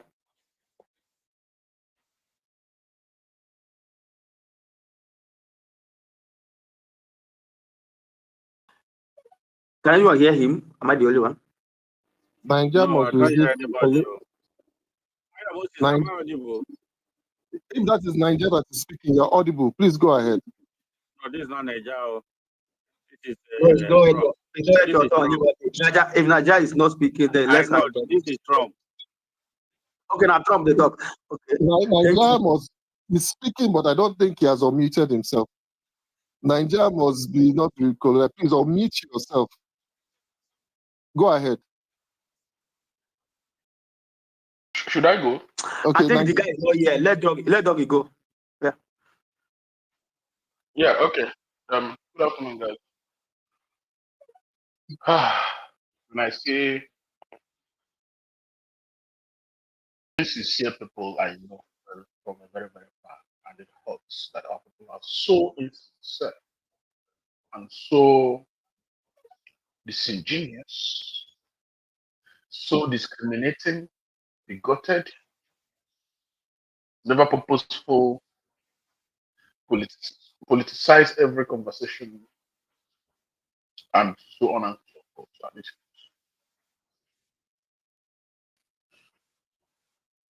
Martha, thank you that you were commending the military so far, the success so far, progress so far. How many people in this space, as we are talking now, know the success our military have been making back to back? How many people in this space know it? Post any successful activity from the military where they have made progress in the insurgents, you're lucky you get 1,000, 1,500 or 2,000 likes. Sometimes 100, 200. Now, post one that they have killed military. Go and check how many lives are. Go and check how many. It seems the insurgents are being celebrated and encouraged more than our military. But the same people are, they are not protecting us. Our army, our government, Rakasa, 10 users are being targeted. Kill you there, you are mad. You don't want to be protected. You don't want to be protected because whenever the military makes success, you have to encourage them to do more. Or rather, you encourage the insurgents because you want to have something to tell your government. You are the issue.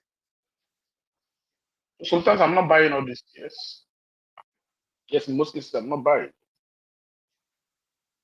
I'm not buying it.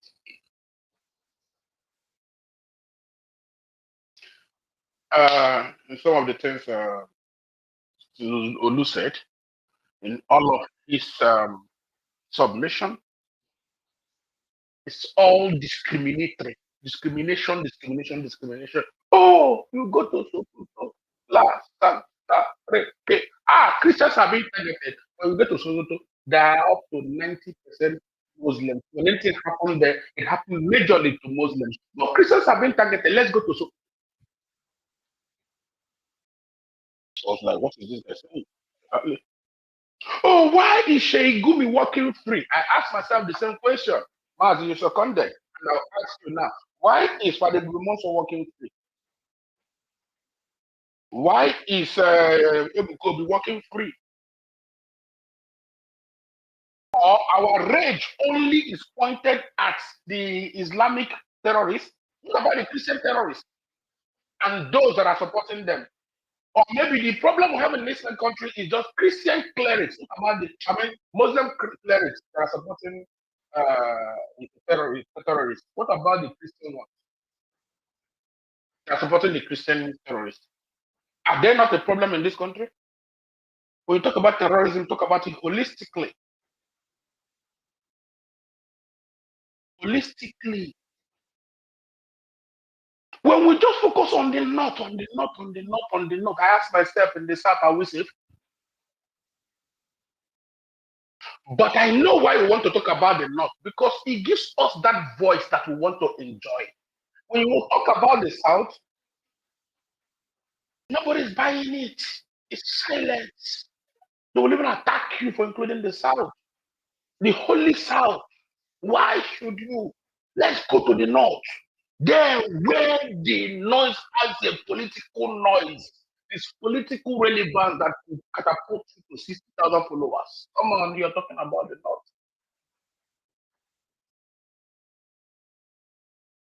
Somebody said before, I forgot the name of the person. That, I think it was Ikit. But I don't want to accuse anybody wrongly.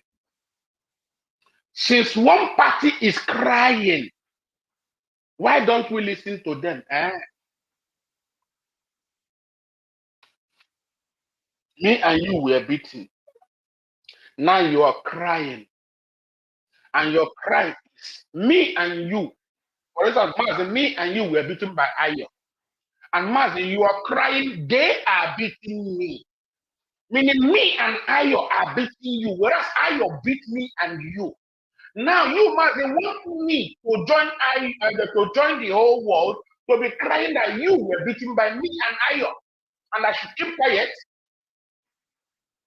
Since one particular party have risen up to cry, let them cry for everybody, if not they are bigots. Why do you exclude the other part while you're crying? I focus only on yourself while you're crying, but that's you and the other people were killed. And I've been hearing, why is it that they're not saying anything? Why is it they have not been saying anything? I've been on this app since 2019. Muslims have been crying. Only that you bigots never listen to them. You rather play politics with their noise. That's what you have been doing. You play politics with it. You never pay attention to it. Because I've been seeing them cry. You never paid attention to it. All of a sudden you start crying and you're telling me that they were not crying, that I've been crying. I've been on this app for a very long time.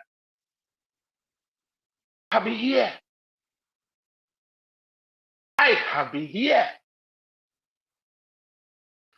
I keep on repeating this every time. Let it be that we're talking about breast and breast milk here. When you give Mohammed Waziri mic to speak, normally in Borno State, you know, we were drinking milk from the breast, and all of a sudden Boko Haram came, and then they made the breast not pumping anymore. He must bring Boko Haram to it and condemn it, no matter the topic. And many other things are like that. But none of you listen to him, because what he was saying was never important to you until the political noise came. Trump has spoken. Oh, now let us cry. Christians are dying. Christians are dying. Christians are dying. Christians are dying. Christians are dying. Christians are dying. Christians are dying. Oh, Christian genocide. And you check 100 people that died in a day. There are 50 Christians, 40 Muslims, 10 other ones. But Christians are dying. Let us cry for the Christians. To play, you see that you're playing tribal, religious, or political extortion from people's casualties. I don't know what it is that you're doing. It's clear to me you don't care about those people. Because if you care about those people, you will cry for everybody. You cannot be discriminating with the death of people. You can't do that. Like how inhumane will you be to see that 30 people died? 20 are Christians, 10 are Muslims. And you say Christians are dying, and you leave your school to 10 Muslims because they don't mean anything. Because they mean nothing to you. When I listen to this, my head is scattered. No, one party is not crying. One party is crying, cry for everybody now. Everybody they die now. Why can't you cry for everybody? Why must you sectionalize it? Why must you sieve it and separate between this and that? They are killing us. Who are these they? They are killing us. Who are the they? The Muslims. And you check in the casualties, they are Muslims. And when they ask you, then you go and bring Deborah. Oh, Sharia. I mean, Nigeria is a sectional country, and I believe that Sharia should not have a place in our constitution. Yes, that's what I believe. But every Keke market, the Sharia. How many deaths have been caused by Sharia? Take away the Sharia, we will still have this issue.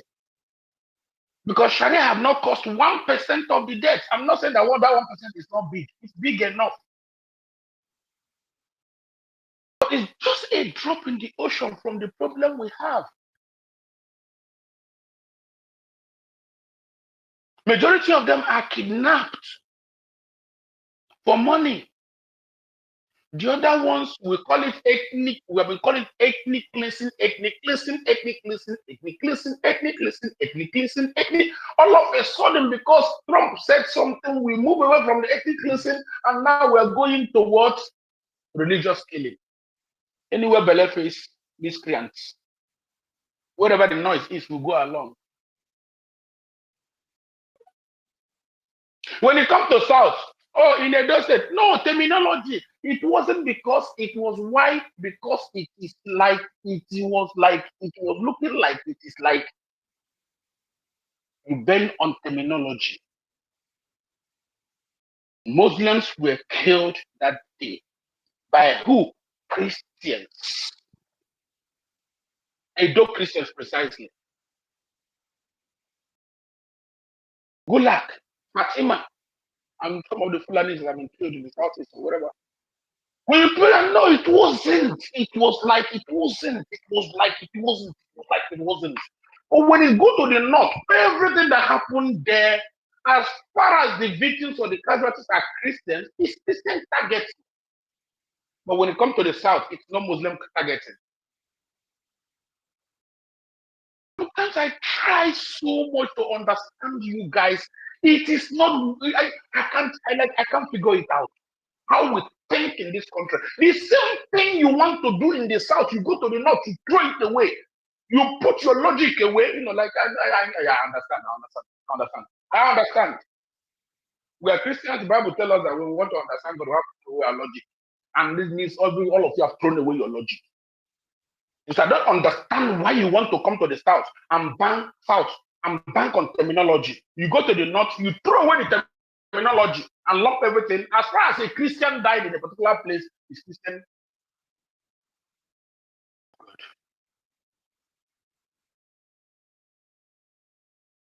Everybody here in this place know some Deborah. None of us here does not know Deborah. Why? Muslims killed her. Muslim motivated killing. Christian targeted. I agree with that particular one. You are quite a woman.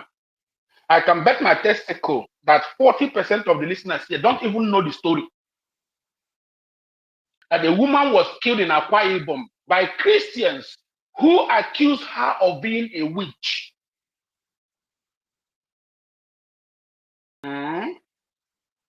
And I can bet that 95% of the people here don't even know her name. I can bet that somewhere in the southwest, that a woman was accused of being a witch, turning from woman to bed, and was killed. And I can bet that 60% of people here don't know the story. And maybe 98% of people here don't know her name. But all of us know Deborah's name.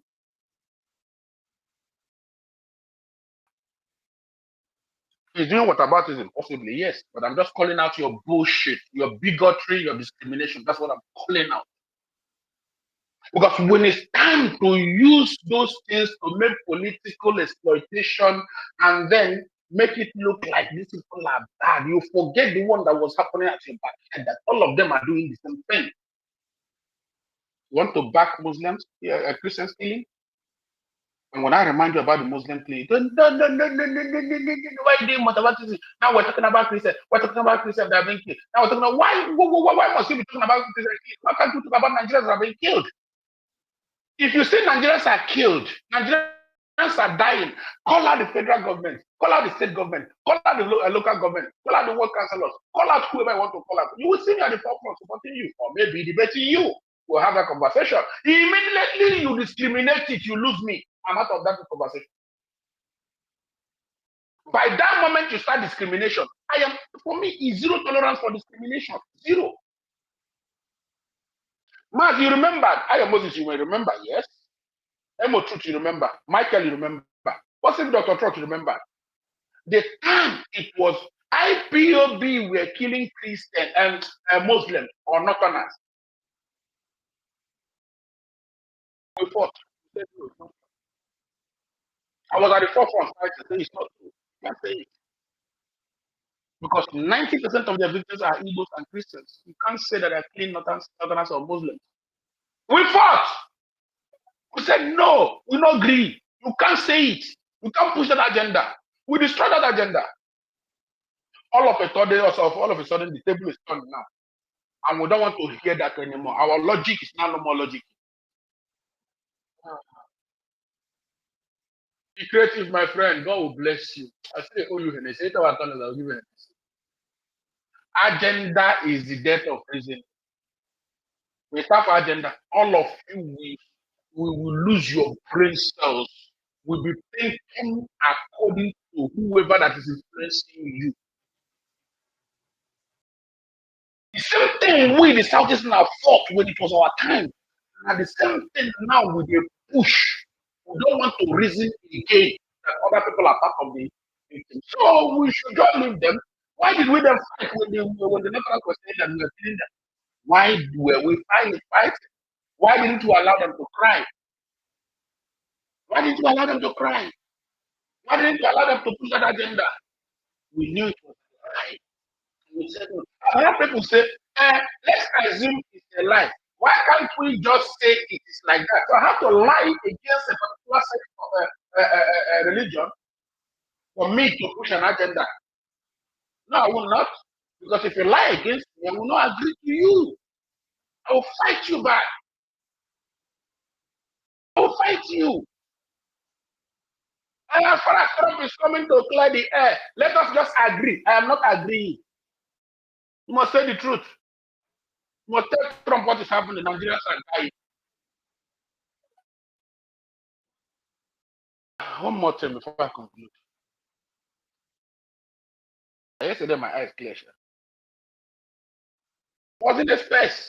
I was listening. They called me up. I came and I reminded them that we have insecurity in the southeast. So Trump should touch that side. Well, I'm more Greek. People change. Ernest, they're fighting me. Why should you say such? Why are you saying this? Why did you bring IPOB? IPOB, Trump is coming to kill Christians. We're predominantly Christians in Southeast. IPOB is killing other terrorists. Trump is coming to work with terrorists. Why won't I get the largest? I want to get a part from this largest, from this Trump's stretching hand. My place is burning. I want to have it. Oh, this boy. I have honest thought about it. I think, I thought, I think, I knew, I am aware. You are not original Igbo. Why are you bringing Southeast into it? Don't you think you are endangering Southeast? You are bringing danger to Southeast. I never knew they are bringing danger to Southeast. I thought I was bringing danger to Southeast. No, it's a bad thing now. Don't you think that when they come, they will kill, they will kill? But you want them to the north. The same you that is hyping Trump to go to the north, don't want the Trump to come to southeast. The same you. Since you know that Trump going to the north is a good thing, why don't you want it for me? Why don't you want the same thing for me? I want it. Let Trump come. If he does not touch southeast, God will punish him. And anybody that is stopping him to touch southeast, God will punish you alive. Because it means that that good thing you want for the north, you don't want it for me. You don't want it for me. And we're not talking about IPOB, we're talking about terrorists. We're not talking about IPOB, we're talking about Christians that have been killed. These are the two fundamentals of this matter. Trump is coming to take away the terrorists that are killing Christians in Nigeria. His marvelous, precious Christian brothers is coming to save them in Nigeria. And I have them at my backyard. I have them at my front, at my right, at my left. My mother, my father, all of them are Christians. Christian. They are killing us.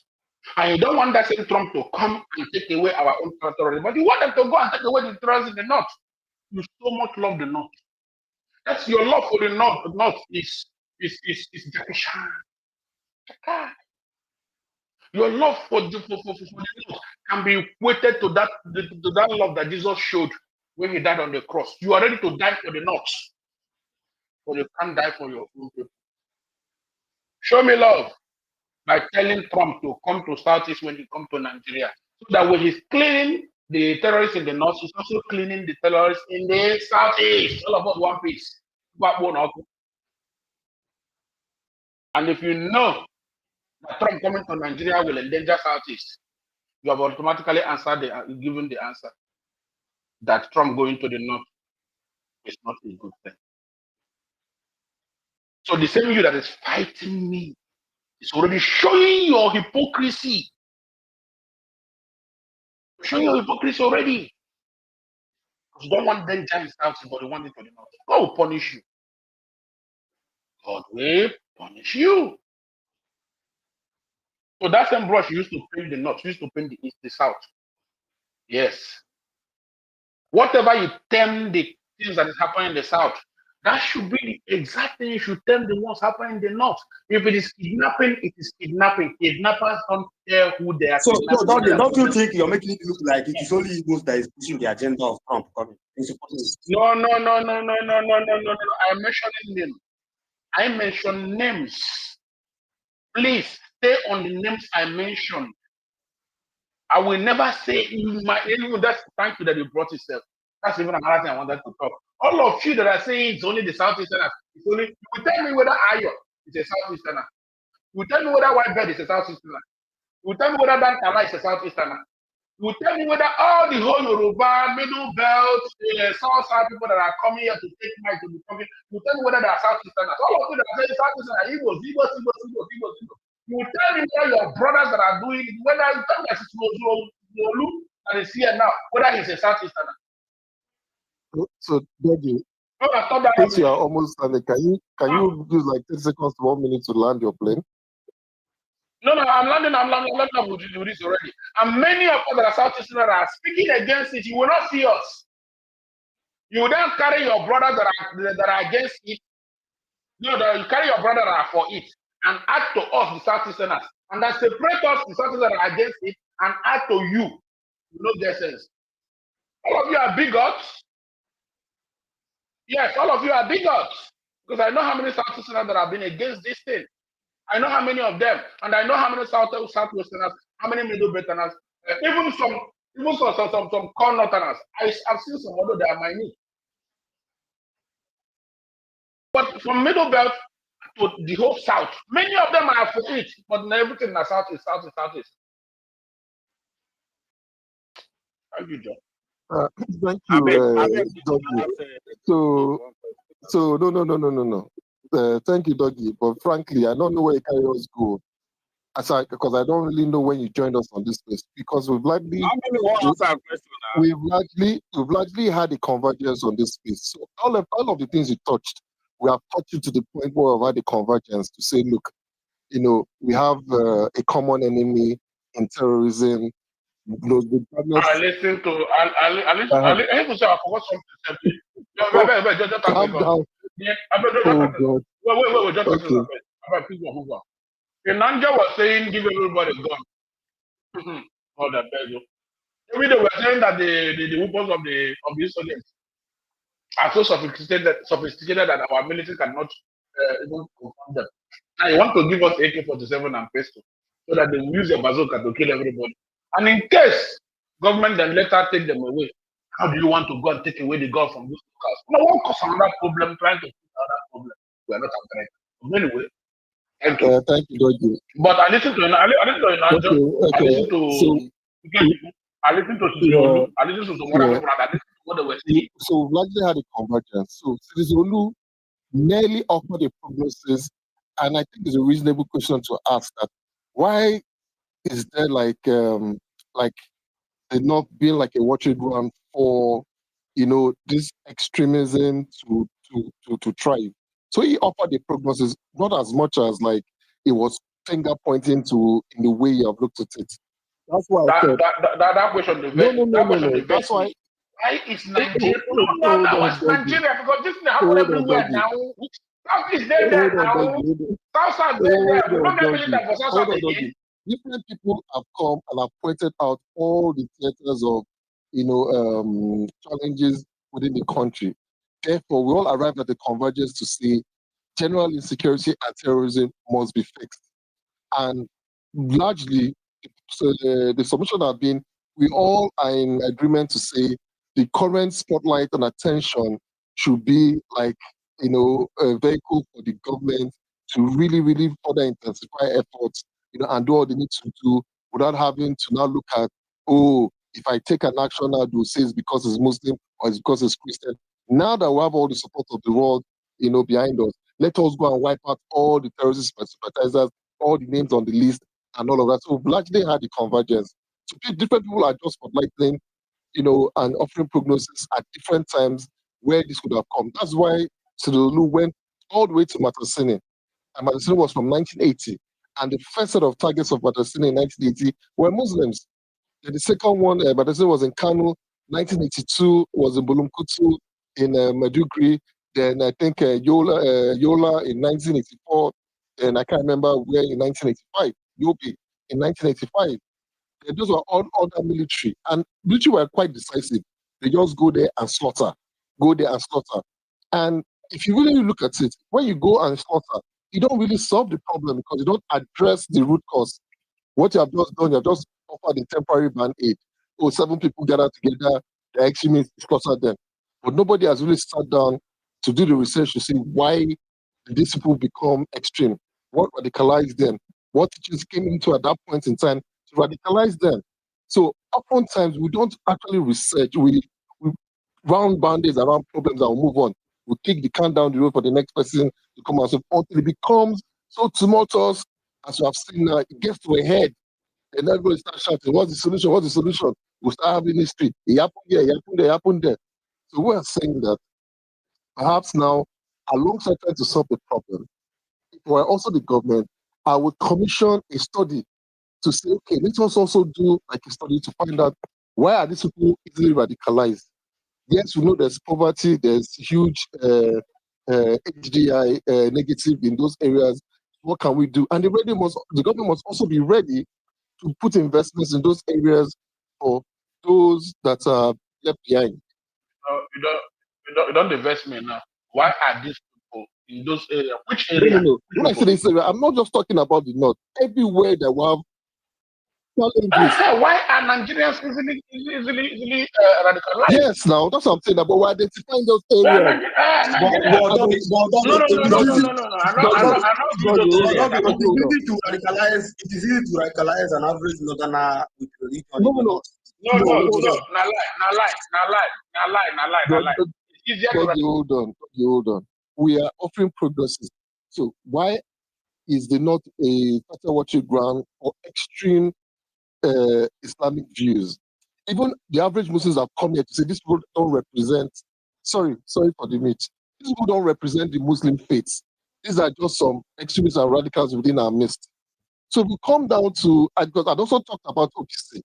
What happened? How did they get to the point where they were radicalized? Same thing in North. As we speak right now, we have current radicalization happening in our Twitter spaces. People holding extreme views to the point that they're ready to tell you, job location, I'll come and find you. If I catch you, I will kill you. You know, I know of a case where somebody had disagreement with someone to the point he said, job location, the guy job location, he went to look for the stupid boy, went to look for the other person, unbeknownst to him, the guy had already told police. So when he got it, they apprehended him. What will make such an individual, because of mere disagreement with someone, go and look for the person in his house? You leave your own location, go to another person's state to go and look for him. You leave your state to go another man's state, go look for him. So we have certain levels of radicalization in our spaces too. Our spaces are becoming extremely toxic just because somebody has a difference of opinion with you. Then you begin to look out for the person in spaces so that you can bully the person, attack the person, you stop the person. It doesn't make sense. So all these are pockets of problems that we have to deal with. And all of these things are introduced because of our, extreme political affiliations to our parties, which also doesn't make sense. You are politically affiliated to a party where the person that is even there is not even really doing anything for you to make your condition different. So I don't get it. So most people have just offered the prognosis, not as if as to finger point or say this and just direct to somebody, then cause problems. No. We've largely had a convergence and we're making progress. I'd like a common narrative where we say this is where the problem is at. Government, fix our problems. Yes, you're doing so much. Yes, our military have scored lots of victory, but we think you can do better. We are solidly behind you because we are behind you now. Government, please don't fall our hand. Show the sign of good faith and carry on. Intensifying. Just a second. If Trump is coming, let him come. But let him not go and solve the problem in the north, because we, the southerners, are stupidly determinative that will focus on the north and then send them to the north and they solve the problem in the north, and we, from the south, will face the problem in the south. That's my own, this whole issue. Okay. So, hold on, because I don't know when again we will ever have a standard problem in Nigeria. So now that they are coming, let them touch everywhere. So if they are bringing calamity, everybody enjoys it. If they are bringing grace, everybody enjoys it. Thank you. All right, Donkey. So I think Bamidele is going next. He was supposed to go when he dropped off. Or has Mr. Bamidele gone? I don't think he has gone. No, remember you named me way before talking. I dropped off also because of not the emote. No, So, but remember now you called emote. Can you mute your mic, sir? Please, thank you. So, are you going to skip me because I remember? Hold on. I don't know. It's between Emotu and Mr. Bamidele. I don't know if Mr. Bamidele spoke or interjected. Bamidele did talk. Yeah. Bamdel, are you there? Bamdel, are you there? I don't think he's there. So, Imo Truth, you can have the floor. Oh, by the way, this gentleman here. Let's allow Dr. Clark to get one. No, Yeah. Dr. Cross, so Dr. Cross is the cherry on the cake. But let's say more truth would have to happen. Because his I village know is it's not affected, but let's say more truth go. More truth is one gentleman that made me really very proud in an international space where he absolutely killed it and represented Nigeria and killed all the misinformation and disinformation in that space for those that had agenda to come and push. So, once again, I applaud you, for that, beautiful submission. You have the floor now. Thank you very much for that. I also thank everybody else that helped with the debate as well. People that I've also argued with before this thing blew up again. Even the people that disagreed with me, thank you, because it also helped me refine my points. I won't lie, Mazi. I wanted to make a live submission, and it also tilts a little bit, not 100%, but a little bit towards Citizen said and what Dougie said. But I have a Arise News video here that I would love for everybody to listen to. But I don't know how long you would give me to play it. So maybe I'll let people go. But if you give me the opportunity to play this, it's from Aliyu Gambi. Please let's listen to what he has to say. He basically summarized everything I have been saying about insecurity, about the government's inefficiencies, about the government's lack of communication or its successes. Every blessed thing. He touched on almost everybody's point, but he was succinct. And he's a professional. He's a former service member. He served in the military. He has also served in government. So I will wait. How many minutes video is that? It's pretty long. Like that's like talking about 20 minutes. So I'm more than willing to wait. Let's talk. Since that's what you want to do, let those that have their hands go, and you go after them. Is it from Colonel Ali Omar? Aliyu Gambi. Gabi. Okay. Yeah. All right. Hello, can you? Mr. Hello, can you? Bambili. We can hear you, Mr. Bambili. If you want me to talk now, I can talk because I was busy trying to type something on the post, and if I discard it, I will not be able to do it again. That was the one I was calling you. Unable to talk. If anybody can go before me. Anybody can go before me. Okay, I just want to Cross know I'm available to talk. No problem, sir. So, Dr. Cross, you have the floor. You see, your God works wonders. Good morning, Ayo Amazi. Thank you for the mic. I listened to Dougie. I admire Dougie because I noticed a pattern in his behavior and intellect. Wait, Cross, he likes please to attack his opinion, not his personal. Please. No, don't worry. Right, don't worry. Don't worry. We know each other for a very long time. Dougie always take the most unpopular opinion. He did the same thing during IPOB issue. He was one of the lone voice with Mazi and Ijele and the other lady that we are furiously opposing IPOB. And we're all clapping for him then, It takes an exceptional mind for you to be able to think and then do the opposite of what the general public are doing. So he did the same thing also with Buhari. Everybody was insulting Buhari, this, Buhari, that. He took the opposite. The same thing he's now doing about Ariwai. You notice, Ayo, when he came up with some point, he likes to look at the other opposite side, which is good. And I listened to him, spoke about his point, the opposition point. But the only thing he was missing was that one of the examples he gave about two people, being beaten, the other person should cry for the boat and all that. I don't know how he came up with such conclusion, but it was cute though. It was cute, What we are saying generally is that Arewa is an incubator for extremism.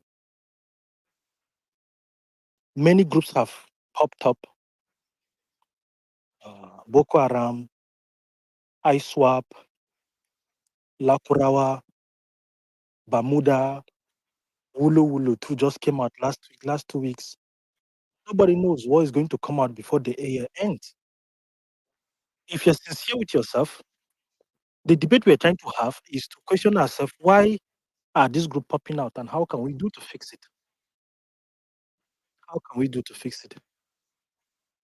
It's simple. We have 10 million children roaming on the street as Almajiri, waiting to be radicalized. And you say that the Arewa people were crying. I don't think they cried enough with these killings. I don't think, because if they did, the world will have listened and their leaders will have taken action about it. They didn't cry enough. They spat on our face with another Muslim ticket 2023. Not that I supported Jagabando, but I'm just saying their priority is mostly religion. You can say, let's be politically correct, but as far as I'm concerned, Arewa, every ethnic group, the IPOBs, the Igbos, the Yorubas, even us, the Middle Belters, we all have our biases. Every ethnic group in Nigeria prioritize their ethnic group. The Yoruba prioritize Yoruba interests. The Igbos prioritize their interests, or people national interests, which like I say the South. Every group, the only group that prioritize religion are the Arewa. There's no ethnicity, it's just religion. Islam is their number one priority above anything.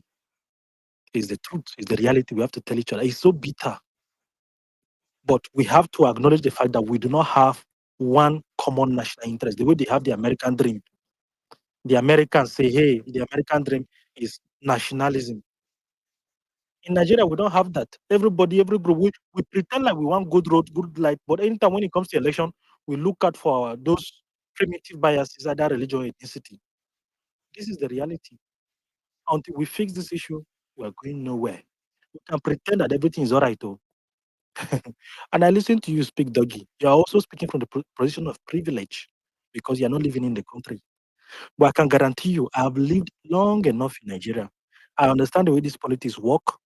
I can guarantee you that Nigeria is a very funny country that knows how to render what is called poetic justice to every group. Either you get caught up in Uromi or in Tudumberi in Kaduna, accidentally dropped bombed to kill 150 innocent Maulidis who have no ties to terrorism, or you get caught up just traveling for wedding, or in Kebbi State, anywhere. Nigeria is so funny. You can speak all you want. We can hide our face and say, oh, look, everything is all right, kumbaya. But everyone will get you. There was someone on this platform that was laughing one time about banditry and terrorism. Her family got killed, 4 family members, and she was mocked right here on this Twitter. People that dug out her tweet that she was defending Arewa, and they were showing her that, look, this was you defending this, this was you defending this. Now that the thing has touched you, you are now crying. This is Nigeria. We have a very big problem. I hope we'll be able to fix this eventually. Because this now that all these things, all these difficulties we're having this debate, maybe we'll get to our senses. There are 2 sheikhs that are now out in Arewa that are making headway now. Sheikh Khalid Nuru Khalid and Sheikh Masusuka, who I like so much. They are preaching peace, they are preaching anti-terrorism, and they are having massive followers now. Hopefully, the ideology will dominate Arewa. Then we'll begin to see changes. Okay? But this is Nigeria. You are laughing. You come to Nigeria, you will see why did you want to come and clear your containers. You will see when you want to travel, when the way police, the military will handle you. All these things are there. Everybody, the system is broken. But let's continue to be politically correct. Time is everything. Everyone will for this country until we learn. I'm the type of person that I believe in what is called the necessary evil. All of us will have a national trauma. the Civil War, that 1967 is not enough, there is a time that maybe we'll face each other and deal with this issue squarely. That would be maybe a full declaration of war. We'll fight each other when we're tired. We say, okay, let either we'll break away or let us unite and find a purpose to build this country. But for now, let's pretend as if everything is fine. And we are speaking against Arewa. There's no problem in Arewa. And they are speaking about IPOB. There's no problem there. Let's pretend as if everything is fine. It will catch up with all of us in the next 10, 15, 20 years. I hope this space is recorded. I want to cut this video somewhere and keep it.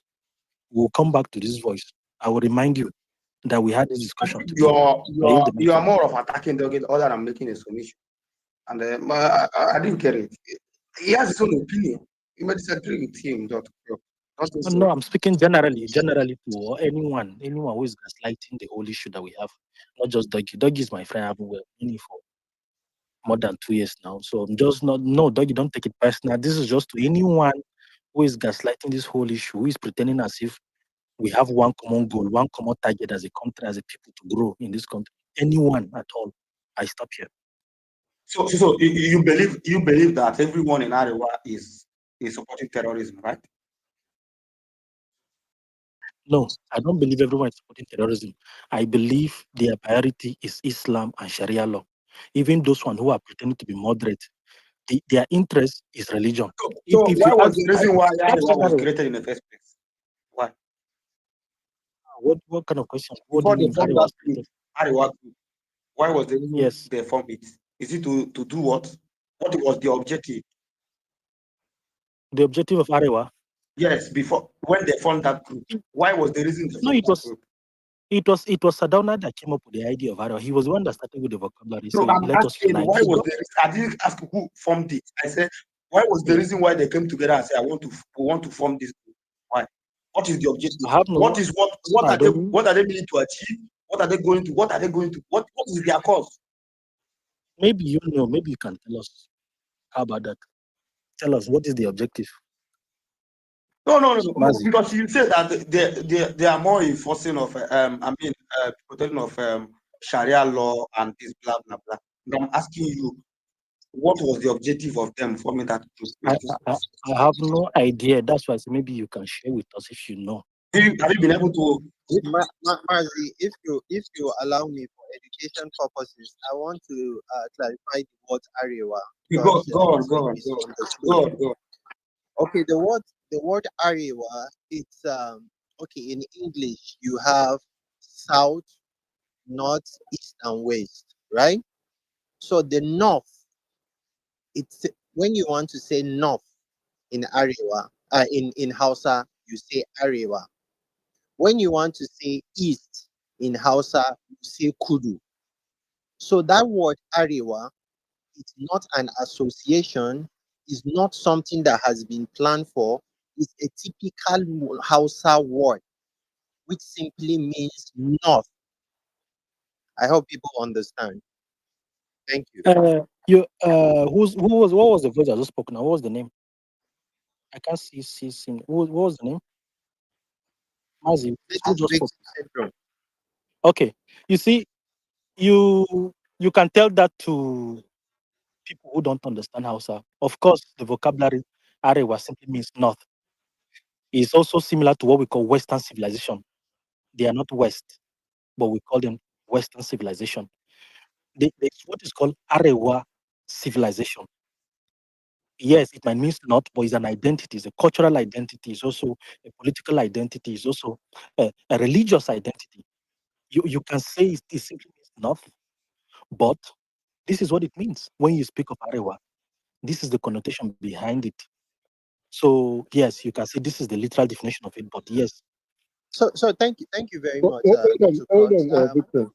Mazi is not actually Mazi is not actually looking for a definition. It was more or less wanting to know the aims and objectives of that body, of the movement, why they came together, what were they intending to achieve. So I think that's what he's asking. Victim of the system. I asked a question to Dr. Crops. Would you mind answering that question? What was the objective of forming Arewa? I have no Thank you, idea. thank, I'm not. Okay, go thank you ahead. very much, Dr. Cruz. Dr. Cruz, I would personally want to have a conversation with you. I've been listening to you on No, Twitter no, no, for no. a Are long you time. hearing me? Are you hearing me? I'm not Yes, yes, yes, yes, yes. I'll Yeah, please answer answer the you. question. It's not your Well, turn, but Mazi, just we answer. answered you, but just saying that Okay, you're I'll not to have answer. one-on-one with Dr. Cook. Mazi, So go ahead. Mazi, I want us to look at it this way, right? Um, a word can truly mean what it means for the people that speak that particular language, right? But people have every right to give a different interpretation in order to build a narrative, which is actually what is happening. From the record, apart from the word Arewa Consultative Forum that I know, and which the objective of that organization association is clearly spelled and every other Nigerian knows about it. But this Arewa civilization Dr. Crooks is talking about is something that is building on his own, relating it to Western civilization, which we actually know what it means, is documented in literature for years and decades. There is nothing like Arewa civilization. There is nothing like that. It does not exist anywhere. Anybody, anything that has to do with Arewa is either Arewa Consultative Forum or nothing. You are not Everything answering Mazi's question. You are not answering No, his question. You address my later. Answer his question first. yes, the question is asking the motive behind the No, Arewa. No, no, no. let me give you an example. Let me give you an example so you understand where I'm going. Like Ohadezen Igbo now is to defend Igbos in federal level, at any federal level, on any Igbo matters, right? For Igbos on any Igbo matters. So like, what's the group again? What's that one? Afenifere. Yes, Afenifere. They are simply, no, they even see the good of Yoruba people. That's the meaning. Afenifere. Yes, to speak for any rising issues or any matter concerning the Yoruba people, right? Now I'm asking the word Arewa, the group Arewa that you mentioned, what was the objective? What did they form that group for? So that I'm asking this question for me to know whether it aligned with what the block is trying to push on this place. That's the reason why I'm asking you. God. Thank you very much. So, the same way you explain what Ohani is, very is. So, in the northern part of the country, it is even so open that there is no any secretive or hidden a language outside is not used to coin that particular movement. The word Arewa is being applied to consultative forum, which is not a new word to anybody. So the same movement you have for the progress, not this time around, for the Arewa is not for the progress of Hausa people. It's not for the progress of Fulani people or any tribe in northern part of the country. But it's a program, it's an organization that is meant to help the northerners face their reality and solve their issues. Northern Consultative Forum. So, It is not why is it that they are more concerned of when something happened to average Muslims in the north? Why is it they are not speaking for both Muslims and Christians sometimes? And sometimes their focus point is when something is concerned to maybe Muslims in the north. Thank you very much for that question. Look, Dr. Cross, it's very obvious that we know the religion that has the highest population in the northern part of the country. It's very obvious because of the population of northern part of the country, they will have more incidences among the Muslim community to mention about what we talked about. But anybody that will come and tell you that the Arewa Consultative Forum is a movement strictly for Muslims in the northern part of the country is a bloody lie. Because that Arewa Consultative Forum, it has representatives from Plateau State, from Benue, from every look and training of the northern part of the country, and they discuss matters that is happening in the northern part of the country and go way forward. So don't allow him to be That clears it. I think I got it now. I think so. We start. Yeah, Thank you. I want to ask the speaker this question. The killing we've been having in the Middle Belt. I know Ariwa consultative forum very well. There was a time Sunday Awoniyi was the chairman, and he happens to be from the Middle Belt. But all the killing that has been happening in the Middle Belt, especially recently, I've not heard APF make statements about them. I've not heard. Maybe there were statements that people like us did not hear. It's possible. But for me, I've not heard anything. Exactly, liberty. The thing is happening in Benue, Togo, all these Christian dominated areas. We have not heard any Ariwa coming up to say this to condemn this. Thank you. Thank you very much. Hold Thank you very on. much. Before you answer, are you a member of ACF or are you a spokesperson in any capacity? Otherwise, your responses are purely from just you, just trying to, like any other person, just add color to, find a response and add color to it. Because you're not under any compulsion to answer these things. If your view is not a representation of Arewa Conservative Forum. I'm just not Ayo and Mazi, I don't think the question Mazi asked was even answered. I think he even got confused in the process. But I don't want let us me to tell put you him on something. I don't want us to put him. Hold on, guys. Hold on, guys. Mr. Bamden, you go now. That's why I don't want anybody to put a victim on the spot. And I don't want anybody to put him on the spot. Can you hear me? Okay, let me finish now. Let me finish my point. Sorry, guys. When everything is just anyhow, nobody hears anything. Victim, apparently, I've been talking and you didn't hear us. I'm saying you're not under any compulsion to answer anybody, since you are not a spokesperson for Arewa Conservative Forum or a member of ASEF, unless you are one and you can answer. And if you still want to answer, go ahead to answer. Otherwise, if Dr. Crocs is done, let Mr. Bamdele take the floor so that everybody can go around and let's not hold the line. All right, thank you very much, Ayo. Dr. Cross, hold on, please. Hold on. Ayo, you know the reason why I asked that question, Ayo? The reason why I asked that question was the comment. He's trying to answer. The comment Dr. Cross made about the Arewa. That is the reason why. I know. So Ayo, this is what is happening for a very long period of time, right?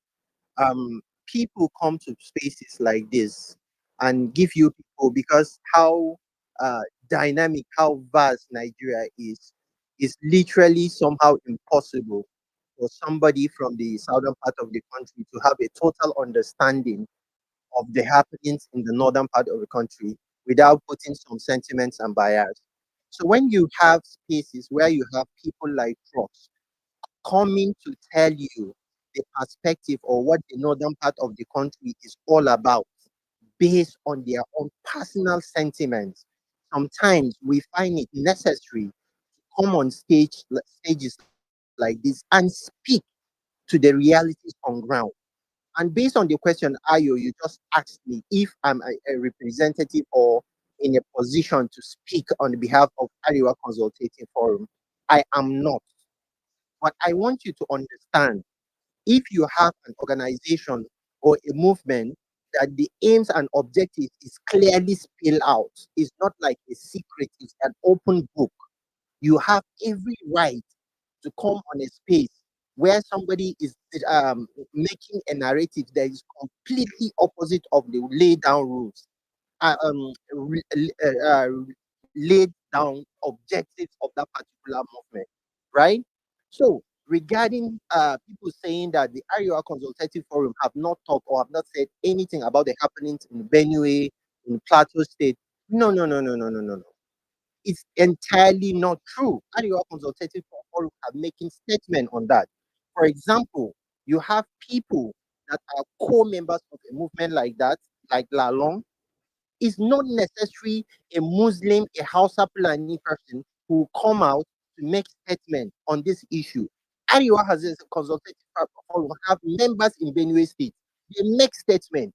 Members in Plateau State, they make statement. And even members in the core north among the Hausa Fulani people, they make statements. But okay, let me ask you something. Why are the members of Ariwa Consultative Forum from the Middle Belt are not making statements about the happening in Zamfara, Medjugorje, and other places? So please, let us be smart. And I'm begging at this point, please, if you have spaces like this, if we want to be remove biases and know the truth about the happenings in Nigeria. No. You're not trying to sound like I'm wrong to ask the question. Dr. Clark made a statement. He said that the objective of Ariwa is to support terrorism and blah blah blah blah blah blah. All right. So I was asking him what. In fact, he said Ariwa is defending terrorism. They support it. They do this. They do that. And I was asking him what was the objective of Ariwa group as a group. What was their objective? So I don't think that I'm wrong for asking that question to get clarity. Maybe you know. I know that you may be a member of Ariwa, but you are not one of the leader or one of the executive. So, and I don't have the right to say that. I'm not the wrong person to say that when things happen in Plateau, I expected Ariwa, who is speaking for the North, not for one particular section of the North, who is speaking for the entirety of North, whether North East, North Central, North West, or blah, blah, blah, Middle Belt, they are speaking for them, right? I expected them to come out and issue a statement, the same way they issue a statement about Fulanis, the same way they issue a statement about something going on in Muslim communities.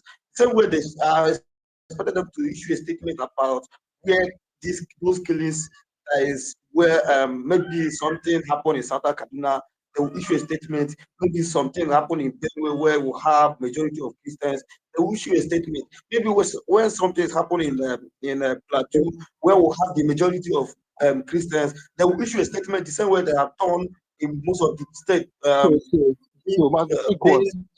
by this terrorism by Muslims. So that is it. Quick one. I just did a search, and ACF, Iowa Conservative Forum, made a press release on the killings on Plateau, April 2025. They also made pronouncements and press release on the Benue killings, June 16, 2025. There are press releases out there condemning those killings. Oh, God bless you, Ayo. God bless you. Then I take what I said. I think these things are clear now. So the reason why I did this now is for us to be clear that what Dr. Croft is trying to attribute to Ariwa is not good. It's not good, and it's false. That you cannot come up and say they are supporting terrorism. They are doing this. They sponsor. So I think I've done a lot of very big service to them. So what Dr. Talk is trying to push. Yeah, I can hear you. Wait. You are missing these two together. You are missing it. Wait, Liberty. Mazi, please. You just misquoted me. I didn't say Ari was supporting terrorism. I've never said that on this platform. It's recorded. You can play it back. I only say. Je vous laisse. Tu feras un bisou à ta maman. D'accord, okay. Alice. Okay. All right. So what I said is that Arewa people, their priority is Islam. Then you asked me a question that what was the initial objective of them creating their group? Then I said it's just Islam that they create, that they support, not terrorism. They are two different things. And I gave example of ethnicity, how other groups support their ethnicity and why Arewa the objective. Now, for the other speaker that spoke here, I want to make it very, very clear. I am from Nasarawa State. I was born in Plateau State, grew up in Plateau State, moved to Nasarawa. 1999 with my family. We are not Arewa people. We do not identify with Arewa culture, traditions, music, cuisines. We have our own language. That is very clear. Now, when I say Arewa is a political identity, Arewa is a cultural identity. Arewa is a religious identity. I mean it. Because the reason why we created the Middle Belt movement was because we noticed that there was hardly anyone to speak for us. Most of our leaders have joined the Arewa thinking that we are together. They can't speak. They are waiting for the whole group, collective group to speak. They would know. Then we discovered that as soon as they join this group, it become redundant. They are not active. They are just there and doing all that. We told them, no, this group does not represent our interests in any way. We have to create a pressure group, which is the Middle Belt movement, and tell them that, look, we have told our people, mind you, the other speaker that spoke, we don't have anything in common. Our people don't vote the same candidate as you. Peter Obi won us last 2023. Do you know why he won that? Our people sent a statement out. The same thing with Plateau. We don't vote the same candidate as you. So don't say we are the same people. We don't speak the same language. We don't have anything in common. Genetically, we are not the same people. We are Sahelian people. We don't. We speak Bantu language. So genetically, we don't have anything in common. Culturally, my people, for example, the Idoma people, we tie two rappers. We don't have anything in common with you. It is that clear. So there are three groups of people that are categorized as Arewa today. The so-called Northern State.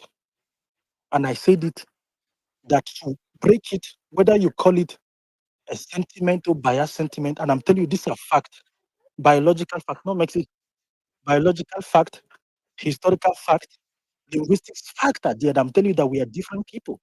We have the Arewa Kanimborno group, we have the Nok civilization, people in Plateau State, in Southern Kaduna, Southern Bochi, Southern Gombe. They are linguistically related. These people, they are genetically and linguistically related. And I told you, we have the Kororofa people, who are people in Nasarawa, in Taraba, in Niger, Kwara. These people, they are all interrelated. This is studies, fact, scientific studies that have proved this. So if you think I'm coming to prove sentiment, don't worry. We're already writing documentation on all these things that will soon be published. Our people are only blind now because they don't know their history. We don't know. No one has ever worked on this identity, but we are going to print out a comprehensive breaking down of the three different civilizations. The Arewa, Islamic Arewa Borno civilization, which we call the Sharia belt, then the Nok civilization, then the Kororofa civilization. We are trying to merge them to become one and form an identity. So when you come on these places and tell people that we are the same, we are not.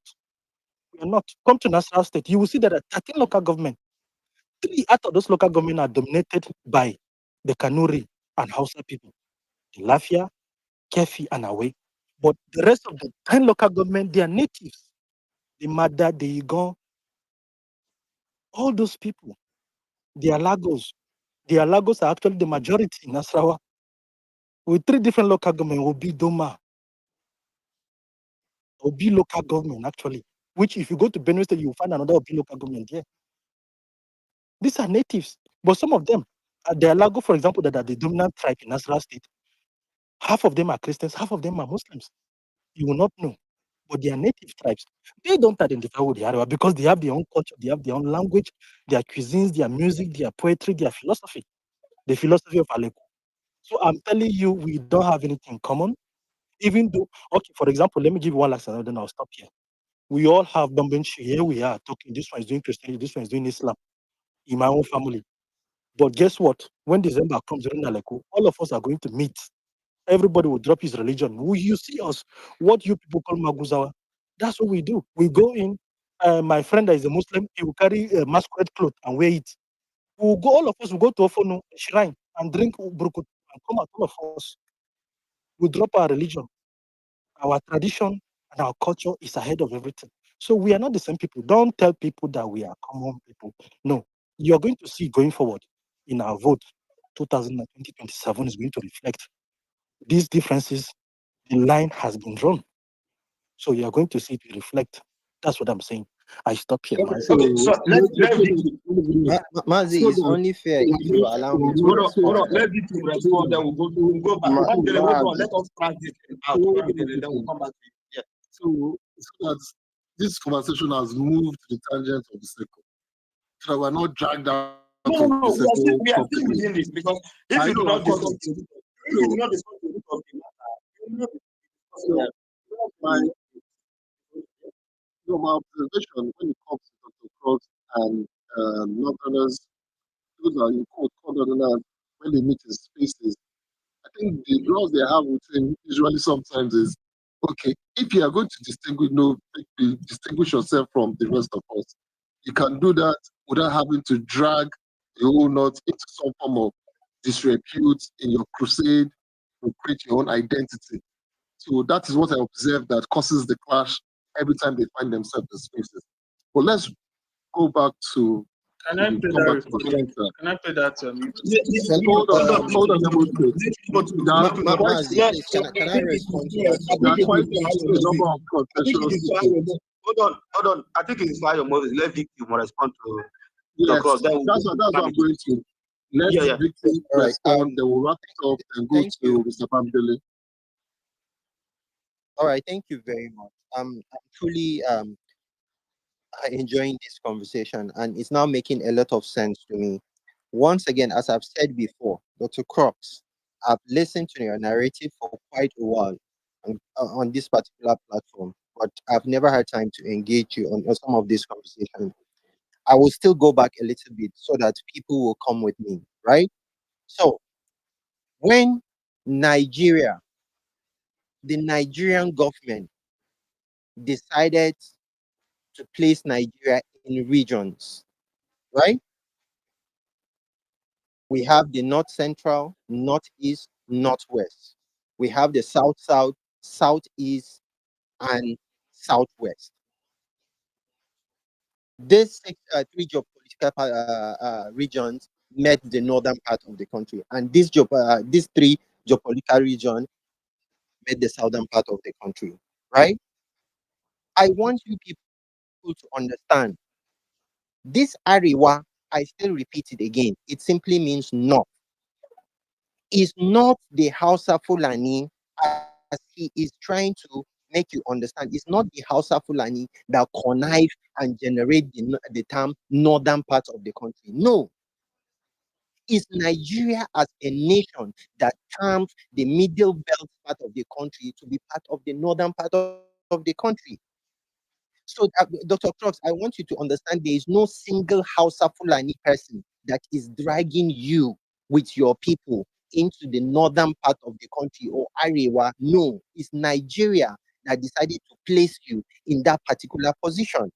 And I don't approve Don't that. come here. No, I Dr. Crooks, don't do this. Don't do this. Don't do this. Allow me to speak.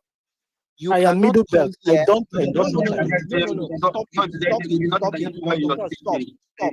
Don't interject Dr. him. We don't interject Dr. Cross, if you interject here, please just let him also have his time. He didn't interject here. Thank you, Dr. Cross. Go ahead with him, please.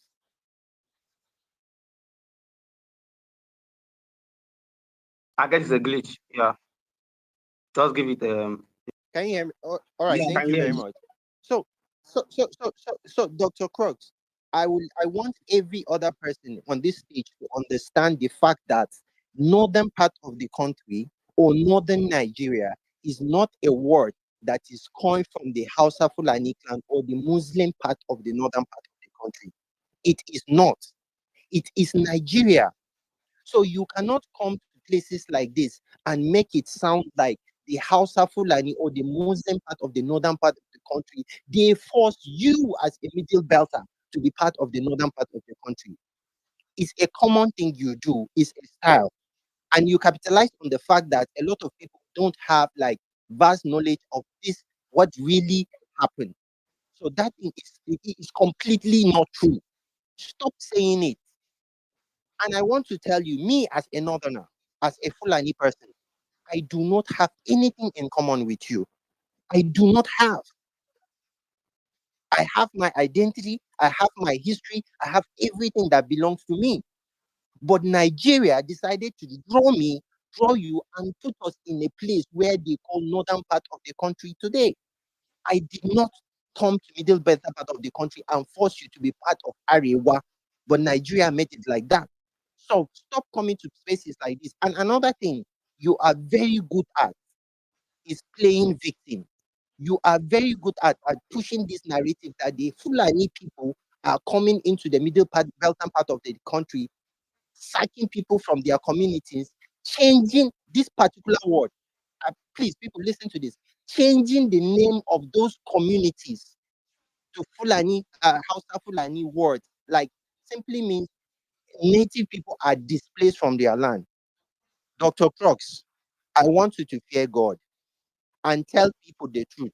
For the past 50 years, I can bet you with even 400 years, but I'm asking you for the past 50 years, name a community, a new community that the natives of Middle Belt are being ransacked. I can Sent send you away the by the list of the commission no. created by the governor of Plateau State. I will send you the list right now on this platform. Yes, Mazi, I'm no, sending you on don't your send inbox. me the list. Don't post it on the temple.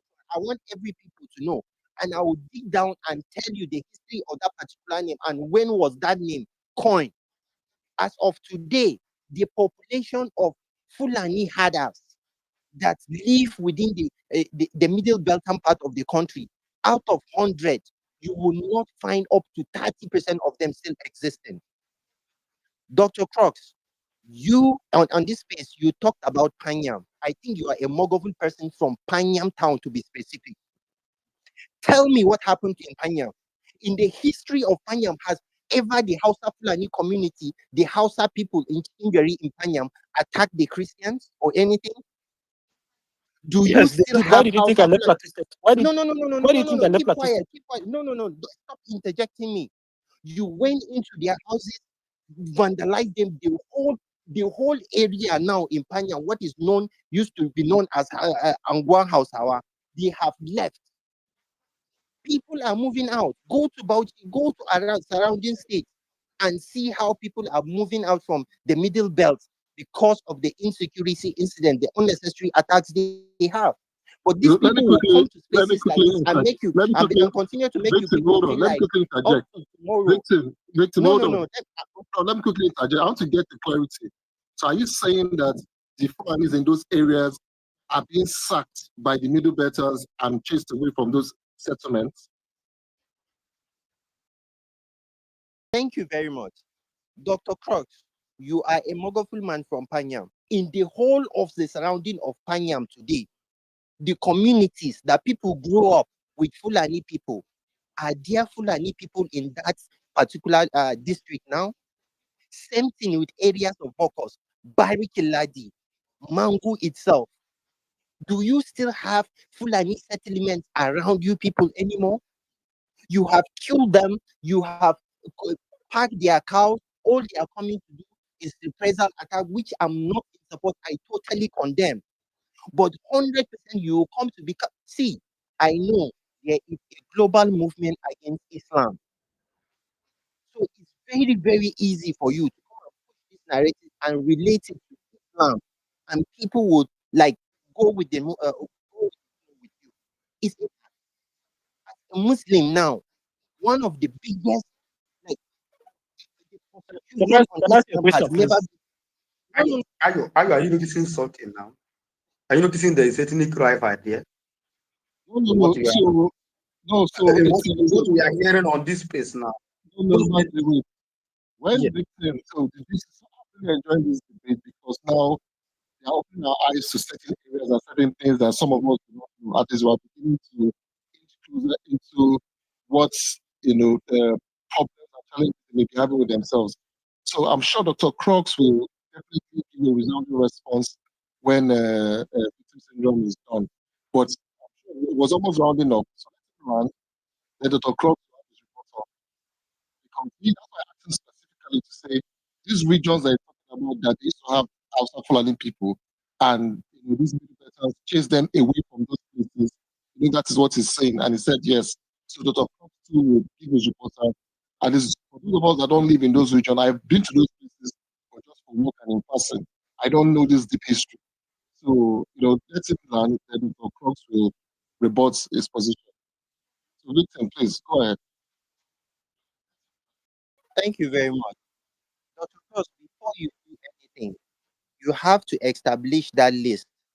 Show these people last year, 2 years ago, 5 years ago, communities that belong to middle belt and Fulani people collect it and change the name.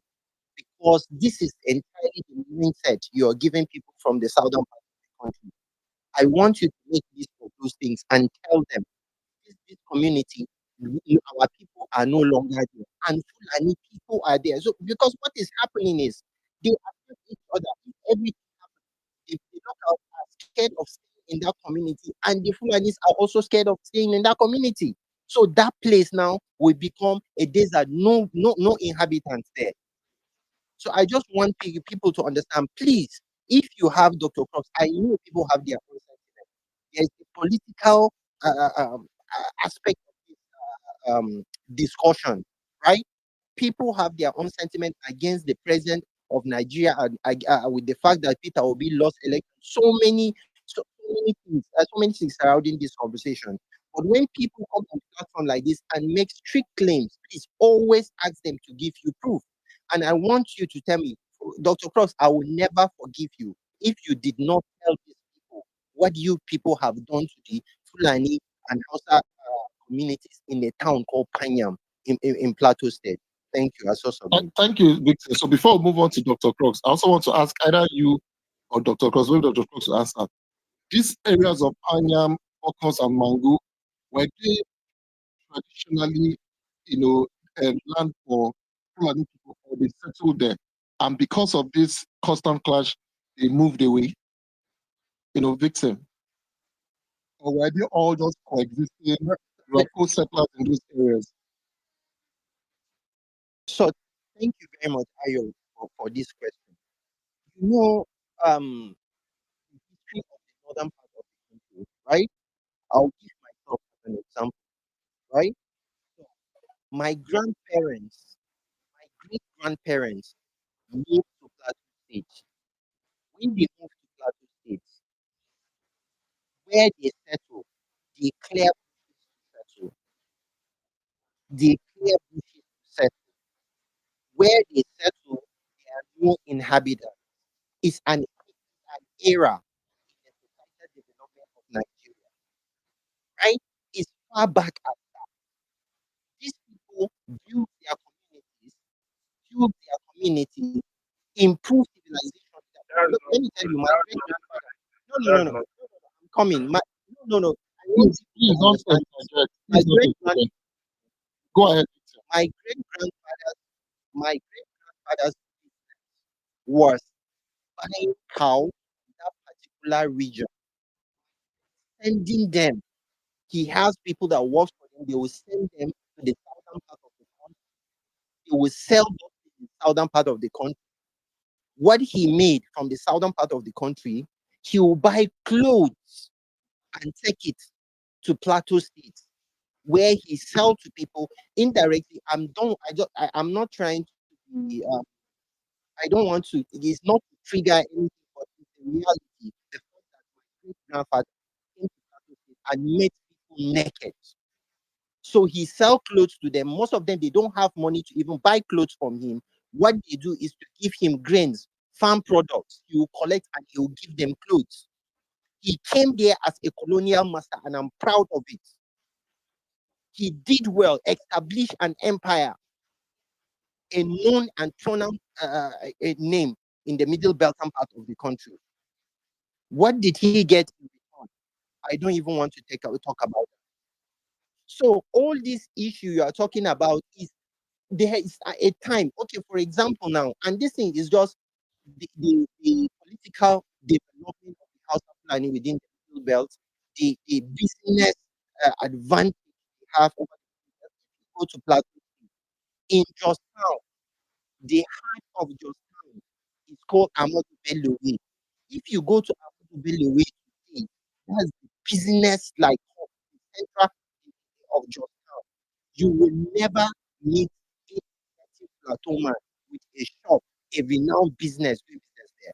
The only people you find there is the House of Fulani people and the Igbos.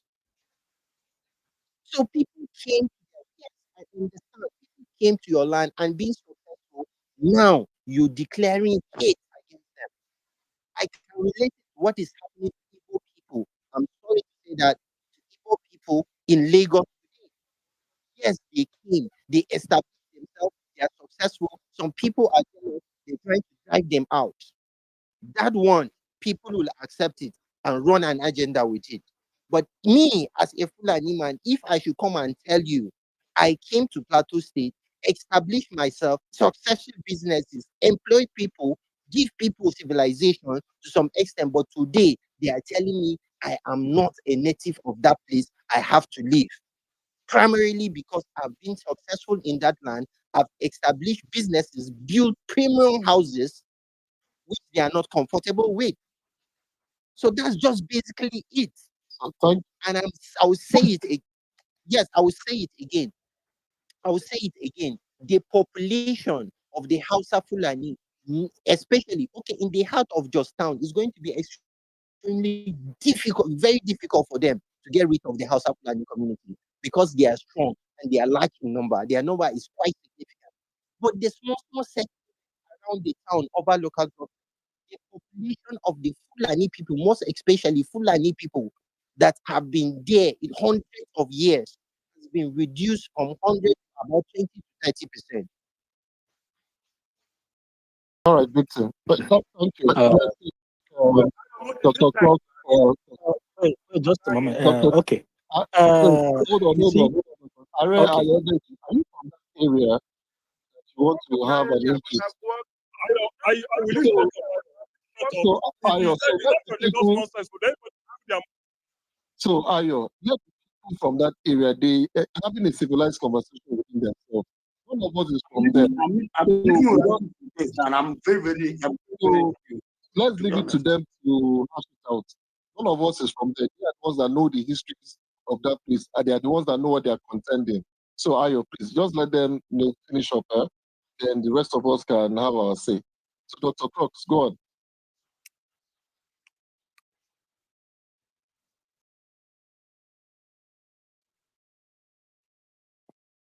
Dr. Crooks, go All on. right. Okay. Yeah. Okay. So every Go ahead. Ayo, can you all help right. us? Okay. Everything the other speaker said are false. Everything is false, and I'll explain to you why. Number one, he said that we kicked Fulani people out of Plateau State, at Impanyam and all that.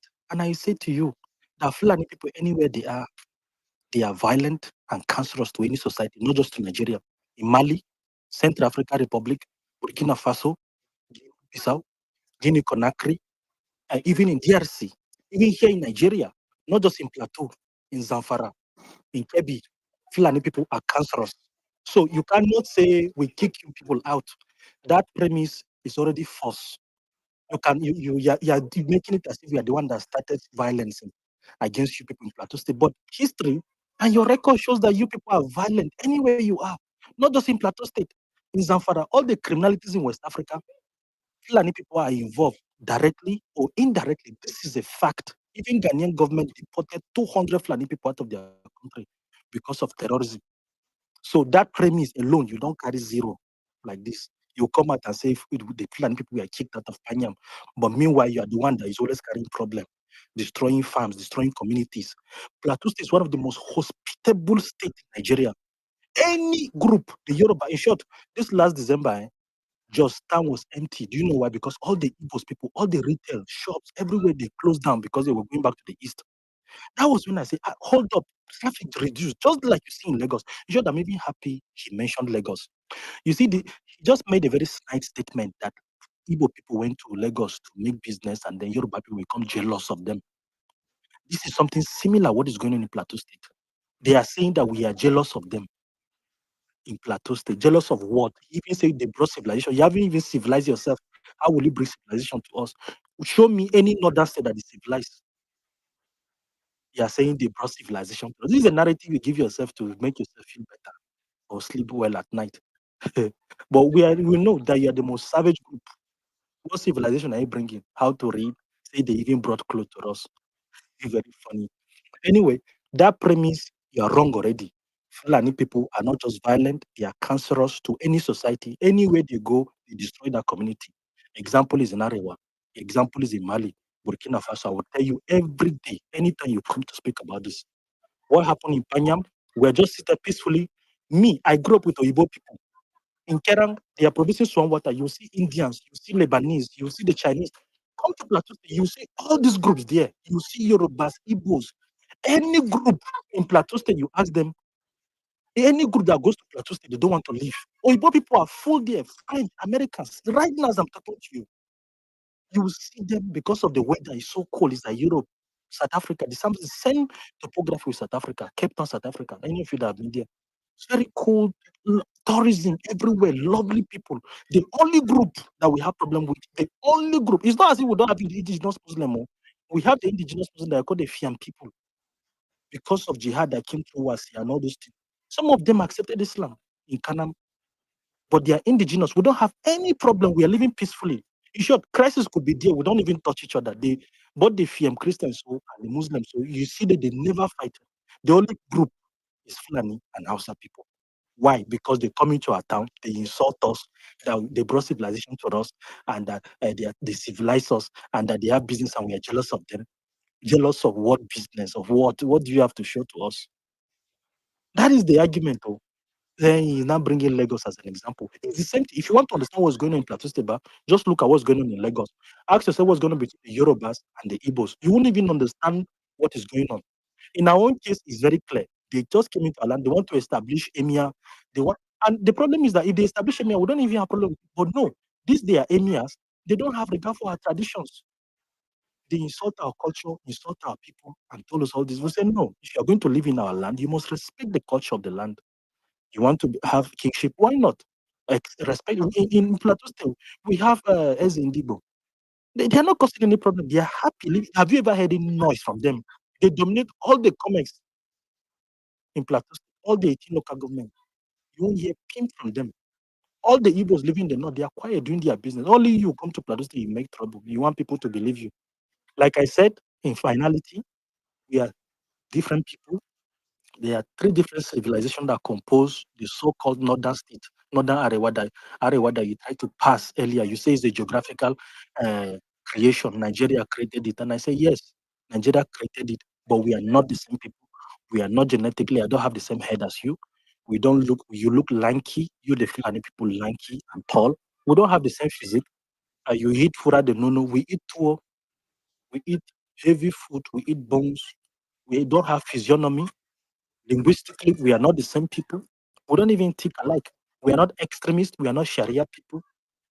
Even if most of us are Islamic, most of us accept Islam, but you will never see extremism among us. You will never see extremism.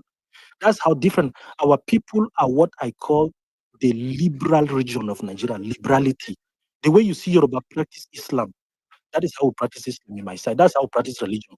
Our people are so neutral about it because we are people of culture and traditions. Religion is not our compass of morality. Any Yoruba person is a Muslim. Anytime he wants to give you word of wisdom, he will not quote Quran for you the way you do in Arewa. He will give you Yoruba, one heavy Yoruba proverb, and tell you Yoruba because his ethos, the Omoluabi, is his philosophy. His first moral compass is his culture. But you, because the only thing you know is Islamic, you don't understand anything. In the Middle Belt, we don't understand Islamic alone. We have our culture, we have our tradition, which we use as reference to both religion and all that. This is just what I wanted to point out. I hope I'm okay here. I stop here. Okay, thank you. Thank you. At least we have an insight into what the challenges, and I'm sure some of those things are quite obvious now. Ayo, can I play the thing now? I speak. Okay, hi. You said what you wanted to play, Mr. It will help answer a lot of this argument as well. It proves actually Mr. proves a Bamde lot was of the supposed to have points. gone for like an hour ago. Mr. Bamde, do you want to listen to this because it's from a Muslim cleric It's not from the north? it's not a Maybe. cleric. He's a security Okay. expert. He also served in That thing is too Let long me now. play For it. that thing Let is me too play long. it. 20 minutes. No, but Nobody can stay here and be it waiting for you 20 minutes to play. very helpful. It's too long. Very helpful. I promise you to be helpful. No, it's Is it not that too long. wait, If wait, nobody man, can it's be just staying 3 here minutes. waiting for you Okay, to play let's a play video the of first 20 minutes. 10 minutes. It's too long. Okay, Too long. Can you just okay, first 10 Too long. Emo, You minutes. must First 10 wait, minutes. wait. If it's Emo, boring, tell me I'll pause since you it. have the gift of the gap, Emo, Yeah. just give us a summary. Since you have listened to it. I can't really articulate all the points because I have to listen to it multiple times and I won't do it justice. But can I at least play 10 minutes at least? It's 20 minutes. 10 minutes. You agree to 20. I'm saying I'm cutting down by half. No, nobody will stay here for. Okay, play. If If it's he not gets interesting, through this, people they should will. complain and I'll stop it. If it's not interesting, complain Okay, and I'll stop okay. Because I want to hear Are and Daudu's it. Yes. opinion. Yes. Trying to say, look, enough of these excuses. We need the military to just do this job once and for all, especially the fight against terrorism. And other Nigerians are asking, I mean, how soon can the government provide the wherewithal to back the actions to ensure that these new military chiefs don't just get to office and it's pretty difficult for them to be able to act? Thank you very much. And it's good to see you again. Yeah. The change of guard is nothing but routine. The military has been one cohesive fighting force since democracy returned to the country. They've become exceptionally professional and competent in dealing with these modern contemporary challenges that we're facing. So it's just routine. And if you look at the president, General Irabo was at one point theater commander, then made CDS. CG Musa was also theater commander, then made CDS. And you can see that Shaib was theater commander and is now chief of army staff, whereas the former chief of army staff is now CDS. So this shows coherence in terms of planning of succession and in terms of again doctrine. So to say that things are changing because the commander-in-chief is not happy is not entirely true. Well, in his own words, he said, look, we need to just put this fight against terrorism to an end. And that's exactly the point. The most capable fighting force in the world still needs political direction. Without political direction, without political charge, then they would be left in limbo trying to decipher what political trajectory they should take. If you look at the most capable, allegedly fighting force in the world, the American armed forces were in Afghanistan. But when the political direction changed and they were asked to leave everything and come home, they came home. So the most capable, competent fighting forces are subject to political direction. So unless there's clear political direction in I need you to do A, B, and C under this duration, then there would be the required political pressure to deliver. And also we're in a democratic dispensation. The president is supreme in the center, but then you have the subnationals where the governors are supreme. So the CDS, the military apparatus, is subject to the authority of the commander-in-chief. When the threats are in the states, the governors also must play a role. So this conflict in terms of direction and misalignment in terms of policies between subnational and the federal is what causes some of the lagging behind in terms of the solution provision. If you look at, for example, when you say state governments are dialoguing with bandits, well, state governments have individuals, but federal government has citizens. And you cannot have a dialogue with somebody that has committed national federal crimes without the input of the federal government, without aligning with the federal government, without the red lines being defined. So I think the military is in a difficult position, not an impossible one, but there is a need to align in terms of political directives in the center, as well as the subnationals.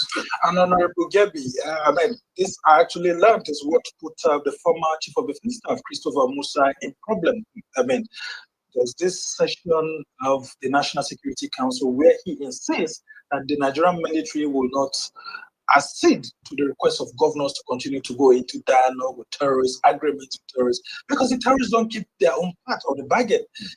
Could this have been part of the issues that led to I don't think so. I mean, his exit is something that was again predicated on the whims of the commander-in-chief under whose pleasure he served. Yeah, I mean, if he had expressed such a view, I mean, maybe for political reasons, the National Security Advisor, the government decides to go that way. But he feels that the military can actually do more.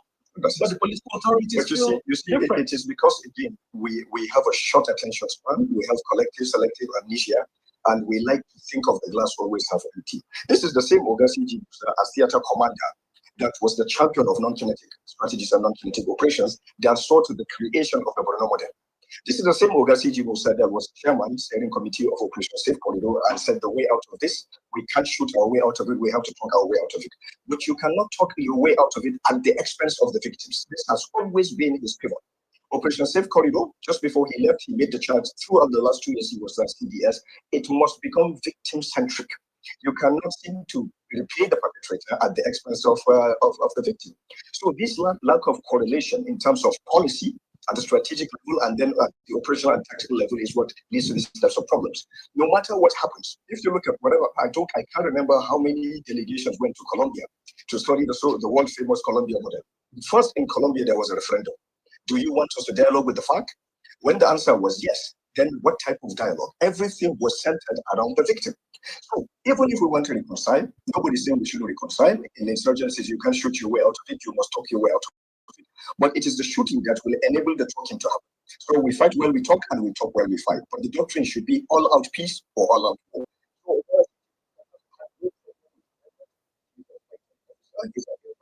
One of there needs to be policy alignment and consistency, especially how, according to some generals that are speaking with, should not be just changing, those who are the head of, the military branches. Let's talk about the system at the moment right now, like we did in the 80s, including the idea of bringing the National Guard, I think the sort of military force. Because if you listen to the new since we have a problem in Nigeria, and the police is not being strengthened, and as a result of that, the military is doing police operations. Yes, but that's exactly the point. We are not strengthening the police, but we want to create something new without fixing what we have. So how about trying to fix what we have to ensure that it is compliant, 21st century capabilities deployed, and then if it doesn't work, then we can talk about the architecture. People are talking about state police. What is the civilian civil defense for? So instead of creating forest guards, we've always had the forest rangers. In NSCDC, there's the agro rangers. So we have this knee-jerk reaction. We have become tactical. We are never strategic. There's a problem. When there's hue and cry over the problem, we try to throw a solution at it. Whereas we are thinking of only solving the problem, but not resolving the issue. This is our problem. We have to think strategically. When President Bola Ahmed Tinubu came into office, one of the first things, everyone agreed this man is a financial genius. He's going to fix the finance. There was hue and cry in the beginning, but things are beginning to look great. You can take your debit card, travel anywhere in the world, spend your naira, convert it into dollars. So we need to give things strategic time. There has to be gestation time, lifetime before implementation. But because we are so impatient, rightfully so in most cases, because of the problems we have seen in the country, but we need to become a bit more strategic. So if we're going to suffer for 1 year, let us agree to suffer for 1 year so that the next 2 years will be absolutely. Yeah, but the people have to be. Okay, if you guys are don't want to keep going, I'll just pause it there. Okay, I guess you need to share the link. I'll share the link. I'll share the link. You also talked about Trump. You also talked about Trump. You touched on it. That was also very informative. But if people want to listen, I'll keep going. If you don't want to, I'll. No, it is too long. Share the link of the Okay, because it will help. It will help with the arguments that we're having. Let's leave it. It's no problem. No problem. But it's nice to ask other people if they want to listen. It's fine. I do not like it when people are trying to. I mean, I've told you, just share the link on the job button, please. People are telling me to share the, as you told me to share the link on the DM. Share the link on the Jumbotron. So if people want to listen, they will listen. There are a lot of people requesting for this mic to speak. Can't keep them waiting by playing 20 minutes audio. Now. So let's move on. Let's have it now. For those that have kept their hands off for so long, let's have Bamidele and is it Shiny or Liberty? Mr. Bamidele, I'm very sure of Mr. Bamidele. Yeah, Bamidele will have Shiny then Liberty. I thought he said he wanted Are to go. Because I thought he had something to say in this matter between. I wanted his perspective. What perspective he wanted to share? So can I just say to that? Right. So this has been my narrative in 2020, and it's still been my narrative. So the victim said something, and he was even contradicting himself. He said when his family moved there, the land was a clear land, he said so. And at the same time, you're saying, what is it called? That your own father is like your grandfather is a colonizer. He gave them food. That means you're contradicting yourself. Of course, let us go back to this. As first, Fulani does not have any land that are indigenous in Nigeria. That's a statement of fact. Right? So any land you find Fulani is accept land. And we all know that, okay, and we could say that what people bring in religion into it, okay, Christian and Muslim and that, we are shifting the goalpost. We are not addressing it. That is with misplacing our priority. There's no way. He said, the settlers that are going to place our gas. There's no way settlers will be bold enough to try to chase away the natives. We cannot even call the native. We cannot keep. We cannot. There's no way you can say, okay, you are doing the praiser attack. What is it? So the native of the land. We all know that. Okay, when you move to this place, only if you want to deny it as Nigerians. You know, in the southeast, who were me and the cattle shouting that they're killing them already.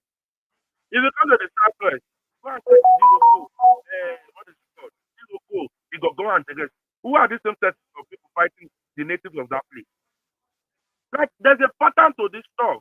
Obadiah Melafia was talking about this stuff already. Obadiah Melafia was among people coming to the state to come report when the Nigerian government were not doing nothing. We have people like who is this called in the audience? Patrick just left this room. Patrick was among people collating. He was even involved in this book, the saddest plot twist. These are people that were collating the death of people. I asked him to come up. He was like, he doesn't want to engage on the stage when he saw the victim speaking. I think that people doing the work. You cannot say, okay, he left already. You cannot say you are a settler. That all what he was saying here was gaslighting and test beating. Which is very wrong. Okay, so let me ask you a question. We know the world is all about conquest and redistribution. You know, if you look at the world map, people have moved. There have been some tribes have disappeared, especially when you look at Mongols, Chinese, and all those people. When it comes to Africa, displaced population, conquest, redistribution, and all that. You know, would it not? And the Fulani was the last empire that made a foray into this part of Africa, to the Western Africa. So if they conquered all the way to where they got to and settled in those areas, you know, through conquering as spoils of war and all of that, just like you see in every part of the world, what makes them different from every other, warlord or expanded imperialist countries that have conquered across the world and have settled, have called those places homes, and they are recognized as their homes? Especially if you look at especially if you look at us Yoruba people that spread all the way to Togo, Benin, and all that. So I can imagine, if I'm just drawing a comparison, I can just imagine the Yorubas in Benin Republic, if Benin people wakes up tomorrow and say, oh, after you people are colonizers, you came, you conquered us, and you settled here, this is not indigenous, go back to your place. You know, I'm just drawing the comparison. What would you say to that? Is there a land What would you say to where that? you found? Is there a land where you find Yoruba people that are indigenous? Because you can say Yoruba people are indigenous in Benin Republic. Like Benin Conference made them cut Yoruba land into 4 lands. They cut it into Nigeria. They cut it into Benin Republic. They cut it into Togo in Asakame. And there are some sides of northern Ghana which Yoruba people are there, and they have not even been recognized as citizens of Ghana. Like, go and talk about the Baimu family. This family have even been before the creation of Ghana, before even colonial master. Right?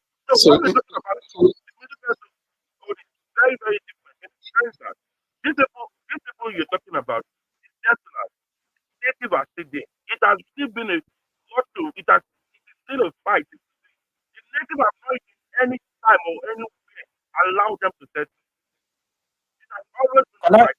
Can I answer No, Ayo? hold on.